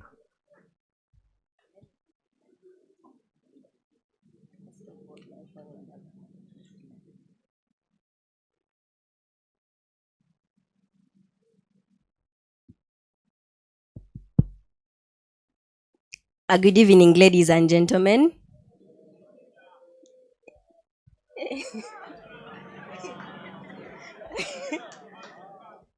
At this juncture, what I've picked from what defines a true man is a man that has respect, yes, a man that has a vision. Because in my perspective, you're not going to come to me with your confusion to confuse me. Yeah? You should know as a man, what do you want? So when you come with a purpose and vision, we can work around it, despite the fact that sometimes in this society today, the women are actually what? Empowered. Then when we come to the biological status of the men, they asked, is it right for true men to cry? In my perspective still, in my perspective or my point of view, it's okay to burn out a little as a man, but burn out in your personal space with your personal person. But in public, you have to embody that you are a man, you are brave, men don't cry. Because I've grown up with little siblings, yeah? A girl would do something wrong, they beat her, she cries. But when they beat my little brother, before he opens his mouth to cry, they'll tell him, Sirika, men don't cry. You get? So that's how they have been raised. But when you have a place, despite the fact that mommy has told him don't cry, he will still run to me, his big sister, and cry. So that means if you have someone that you're comfortable around, it's okay to burn out with them. It's okay to cry a little.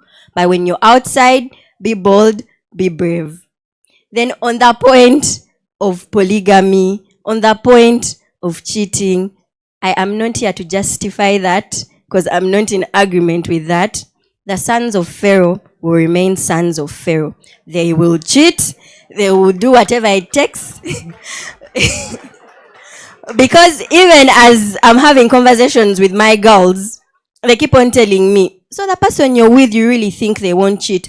Oh, men are the same. But because society has told you a lady has to get married, a lady has to find a partner to be successful, you are going to be forced to marry someone, but when they cheat, you decide to keep quiet. Because that's what society has taught us. And that's why you're finding that many women these days do not want to tolerate that foolery and have decided to become single mothers. It is not right to cheat. Treat the women right. As the speaker had stated earlier, we are supposed to receive love. We are supposed to receive affection. We are at the receiving end. But if we are receiving cheating, violence, please, I am going to pack and leave.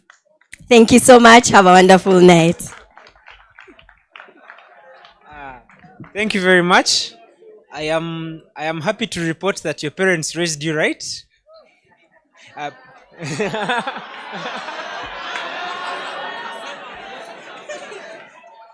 So, guys, we are strictly professional today, but we will give her a thunderous clap. Thank you very much for coming through. The reason why she's here is to benchmark. Next semester, we are rolling out the Emerging Leaders Program to other universities. This semester, we've had 2 meetings for the safe clubs, and I would love Mr. Kashif George to come, and Miss Charity Jakisa. Yes, Charity, please come. This is the General Secretary of the safe clubs. If you wish to participate, and that is the interim chairperson, Mr. Kashif George. Anyone who wishes to join the safe clubs, please approach them. And in MOBS, next semester, I believe the team that the president has come with will be our first contact persons. So please hobnob with the people around here. Reach out to these people. I think they should stand in the middle here so that they see them. because they are the brains behind the safe clubs. And next semester when we roll out to MOBs, I'm sure they will also be the people you're consulting. Otherwise, I would love to request that we give a chance to our guild president. We are in the midst of a big person. He's among the few students who sit on the university council.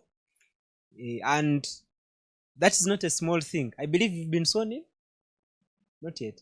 But still, he's our representative. So everything that is happening here is happening because he allows it.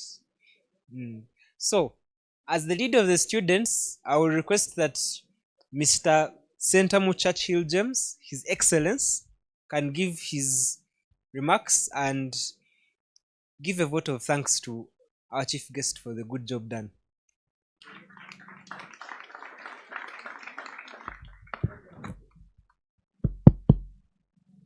Emma Kereroi, Emma Kereroi, a winning girl, a losing Z, a handsome gentleman, no, a beautiful lady, so, Okuchikubo, Okwa, oh.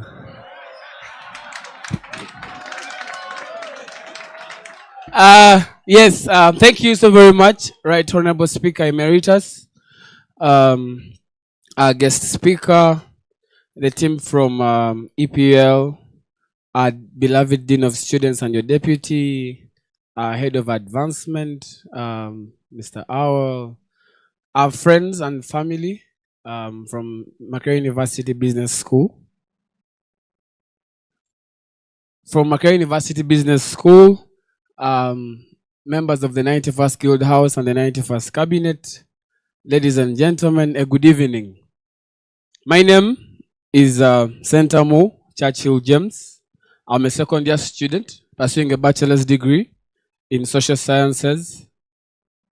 I have been very joyous to equally serve as the 91st Guild President, Magara University.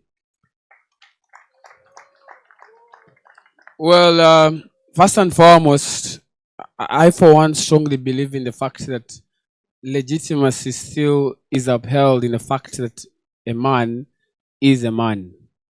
And a real man isn't determined by what a woman thinks he is, but a real man is a man because of his individual and personal character traits. As a woman, you can fantasize about what you think a man should be, how he should treat you. That is another thing. But a man is a man for who he as an individual is, with discipline, commitment, hard work, dedication, to first of all being a man yourself. All these women want to find you as a man already.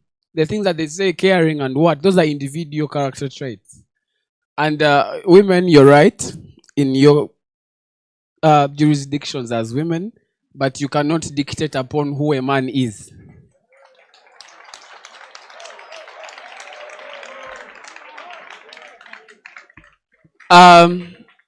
I strongly believe that we have really benefited from the talk today.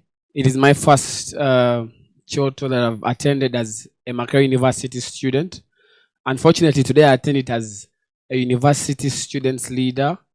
I'm sorry I had to come even a bit late. I was just traveling back to campus from where I had been on equally official duty. But I strongly believe that the massive numbers of students that are here keep benefiting from such talks. And I strongly believe the men here today really know what a man is and really know what a woman think a man is. Yeah. So strongly, I urge you to differentiate the two and equally give them the respect that the two deserve. Yes. Because of course we need the women in the long run, but not primarily to make us the men we are supposed to be. I'm not diminishing the role of women in a man's life. I, for one, I am who I am today because of a woman.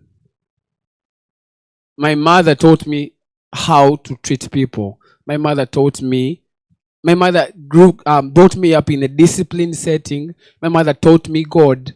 And the rest of the things, my father just implements as a man because he has no time to be with the kids. So women, thank you so very much. but there is an independent. Yes. Well, to Dr. Magara, I for one, I sit at the University Council, and I want to strongly say you are a man, because the chair of the University Council is Dr. Lona Magara, who is the wife, and she has challenged me whenever I meet her. She is a woman that has established herself in the shell of a man. She deliberates on issues like a man would, and I strongly believe you are an example to many men here. Never belittle yourself because a woman is something, but look at yourself as a pinnacle for leadership. Thank you so very much for coming here and really giving us this talk in the long run. I believe both the men and the women, the boys and the girls that are here have strongly benefited. To the entire team, we are very glad as Magara University for such initiatives that keep really sensitizing and adding some bits of knowledge to our knowledge banks. I strongly believe we have really opened a new chapter and we can really benefit in the long run. Magara students are generous people. They would equally want to keep engaging in such talks, and they may not really have the ability to come and say thank you individually, but through me, I believe we speak the same voice as Magara University, and we say thank you so very much. Ladies and gentlemen, thank you for sparing your time coming here this evening. Keep representing your genders respectfully, but equally your individual selves as a person. Strongly stand for what you believe in and never let anyone put you down for believing in what you believe in, because what you believe in primarily constitutes you as a person. Thank you so very much. Thank you. The guest of honor today, I used to stand in a similar capacity to him. In my time, I was known as Right Honorable, the Guild Speaker of Makerere, but right now, I'm no longer a speaker. I am a Right Honorable Emeritus, but there's someone who is the full Right Honorable. He's seated here behind you. Please stand up for recognition. That is Right Honorable Chinkum Isaac, and he is my successor. Without further ado, I would love to welcome my boss, I don't know, is it CEO? But I know she's a big person in the Global Leadership Summit. She's called, we call her grandmother for those of us who are not old enough to be her children. But she's my boss. So I would love to invite my boss to speak on behalf of the Emerging Leaders Program. Thank you very much. Good evening. I want to thank you all for coming in large numbers and for making this Kyooto very lively with your contributions. Our chief guest, Dr. Magara, thank you so much for honoring us with your time and for the very inspirational conversation that you had with the young people. The Dean of Students, thank you for being here with us, and the student leadership from the Guild, thank you for making the time. My name is Betty Byanyima, and I'm the Executive Director of the Global Leadership Summit in Uganda, which is one of the institutions that is working with Makerere University together with Life Ministry on the Emerging Leaders Program. I just want to mention what the Emerging Leaders Program is and to share about the SAFE campaign very briefly. The Emerging Leaders Program is a program that was initiated by the First Lady and Honorable Minister of Education and Sports, Mama Janet Museveni, to support you as young people going through the university. This program has a number of activities, one of which is the Kyooto. The Kyooto is an intergenerational dialogue where we have a platform to talk and share and have conversations with older people from the older generation, just sharing experiences, but also having an opportunity to talk about the things that you experience as university students. Under the Emerging Leaders Program, we have the SAFE campaign, and I think you can see the banners that are up here. SAFE stands for enabling students become sexually fortified, addiction-free, financially faithful, and education-focused. And these are the 4 areas that we believe if we support you as young people in your journey through the university, you'll be able to stand strong, develop the character and values that can see you through this time and that can enable you achieve your academic aspirations. We also have the SAFE clubs. They've introduced to you the leadership. We encourage you to join a SAFE club so that you can be in an environment that supports you to build the values that will enable you to go through university, but also to be a citizen that will be productive and that contribute to the development of our nation, but also to your own personal development. So thank you so much for being here. Thank you so much, our guest of honor, for the very insightful discussions that we have had, and may God bless you. Thank you very much, Madam Betty. And a small token to the people who are listening tonight.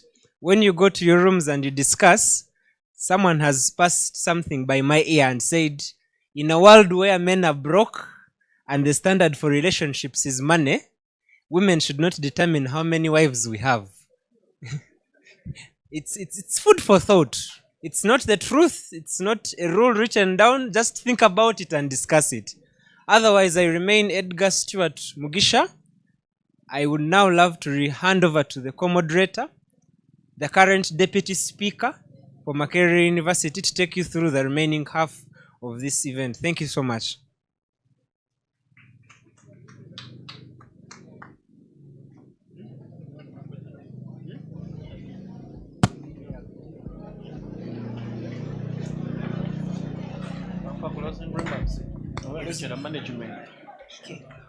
Thank you so much, my co-MC, for the day. I really want to thank you, our guest speaker, our Dean of Students, Mrs. Betty, Mr. Awel, our Deputy Dean, for coming through and embracing this occasion. The next thing on our program is we have an online engagement. We want to recognize the Gulu team present online. Thank you so much for coming through. We want to thank the Makerere MOOBS team for coming through. We want to thank you all. I've had people from UCU. Thank you so much for coming through. The next thing on the program is we have our token of appreciation to our guest speaker from the ELP team. Mrs. Julian, yes, have a token of appreciation. This is a way of saying thank you for your time, for blessing the occasion, and for your words of wisdom.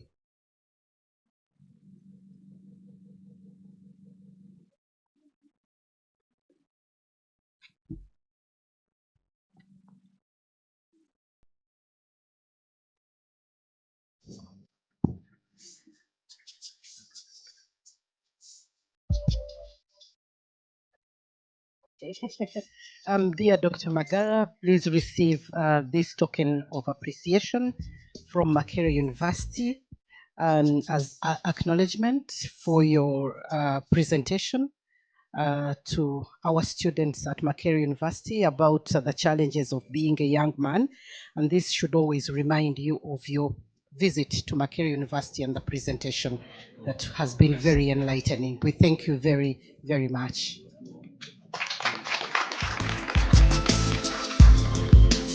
Thank you so much, our Dean of Students. Next on program is we have a friend who wants to gift our guest speaker. She's called Taranta. You're welcome.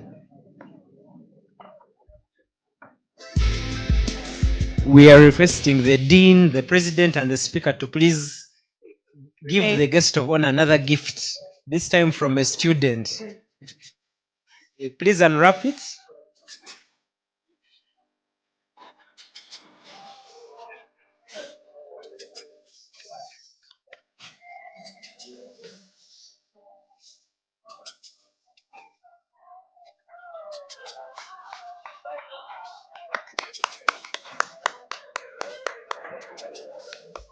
A hand clap for her.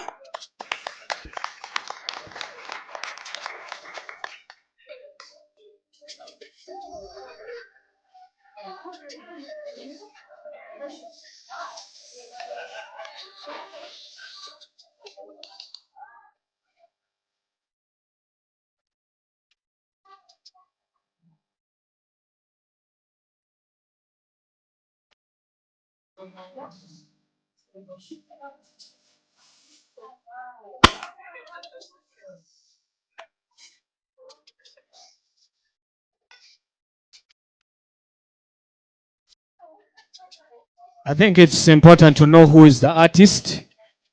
Yes.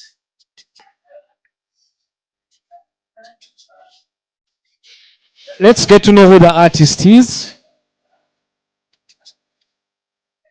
Okay, thank you. My name is Taranta Matha. I have been 90th GRC School of Art, Margaret Troll School of Art. I'm in third year. I'm just in my final semester. So I started this launch last year.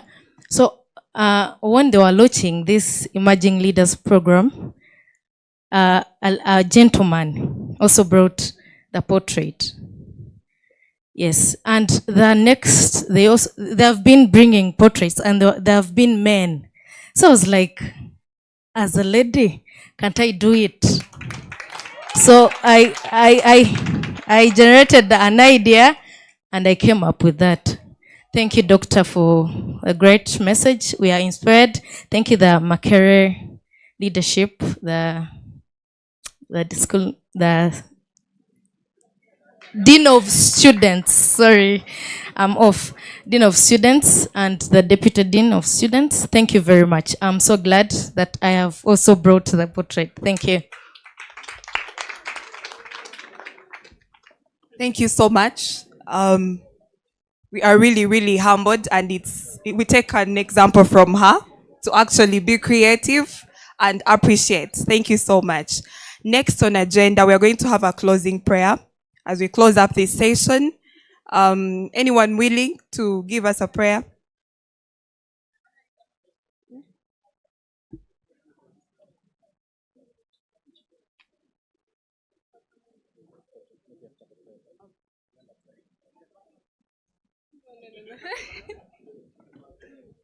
Thank you so much, my Deputy Speaker. My name is Wenje Martha, the GRCS BLS and Female GRC Representative Editorial Board. Let's humble ourselves for the prayer. Lord, our loving Father, we thank you for the gift of life. We thank you for the gift of this great event. We thank you for the gift of these great people that have been there before us, that have the experience and have shared with us today about who a real man is. We ask you, Lord, to help us integrate these ideas, help the men here to be real men, and help us also as we maneuver and interact to also find real men, to build good relationships, to have good families, and to have a better world, to create a better world that we shall live in. We prayed all this through Christ our Lord. Amen. Thank you so much, my honorable. Next on the agenda, before we leave, I'm requesting we have a photo moment, first with our guests, and then other people can join in. Thank you so much. Another one. DJ exclusive. We the best music. DJ Khaled. I don't know if you could take it. No, you wanna see me naked. Baby. Spinning in his red just like he came from Maytag. Rocket with it on the brown. When I get like this, I can't be around you. I'm too little to dim down and out. So we are going to first have the people who are in the tent. Please come in front for a picture.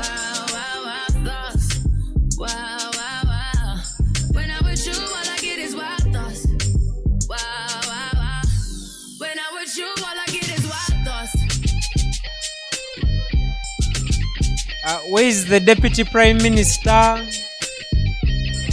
Nkurunziza Precious? You know this cookie's for the bag. Kitty, kitty, baby, get her things to rest. Cause you done beat it like the 68 Jets. Diamonds are nothing when I'm rocking with you. Diamonds are nothing when I'm shining with you. Just keep it white and black as if I'm your sister. I'm too hip to hop around, time to hit with you. I know I get wow, wow, wow. The Vice President of MOOPS, please join the picture. Wow, wow, wow. When I'm with you, all I get is wild thoughts. Wow, wow, wow. So those are done. Could we have a picture with the administrators only? Yes. Thereafter, we shall have the students. Okay. Okay.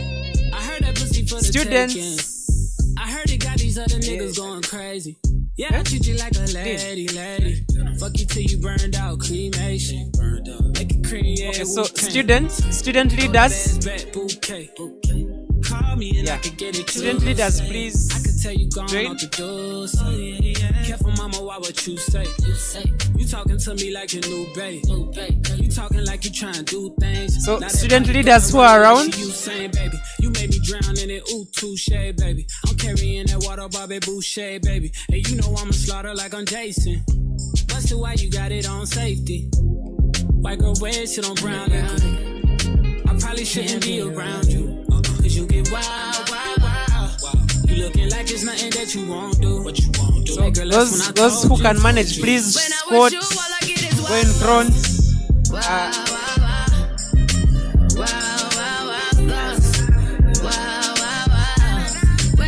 So the guest of honor has an interview. I would request that we now use this time to network. We are done. Thank you so much for coming. We shall be here on the 10th of May for another Kyooto, and we look forward to seeing you again. DJ,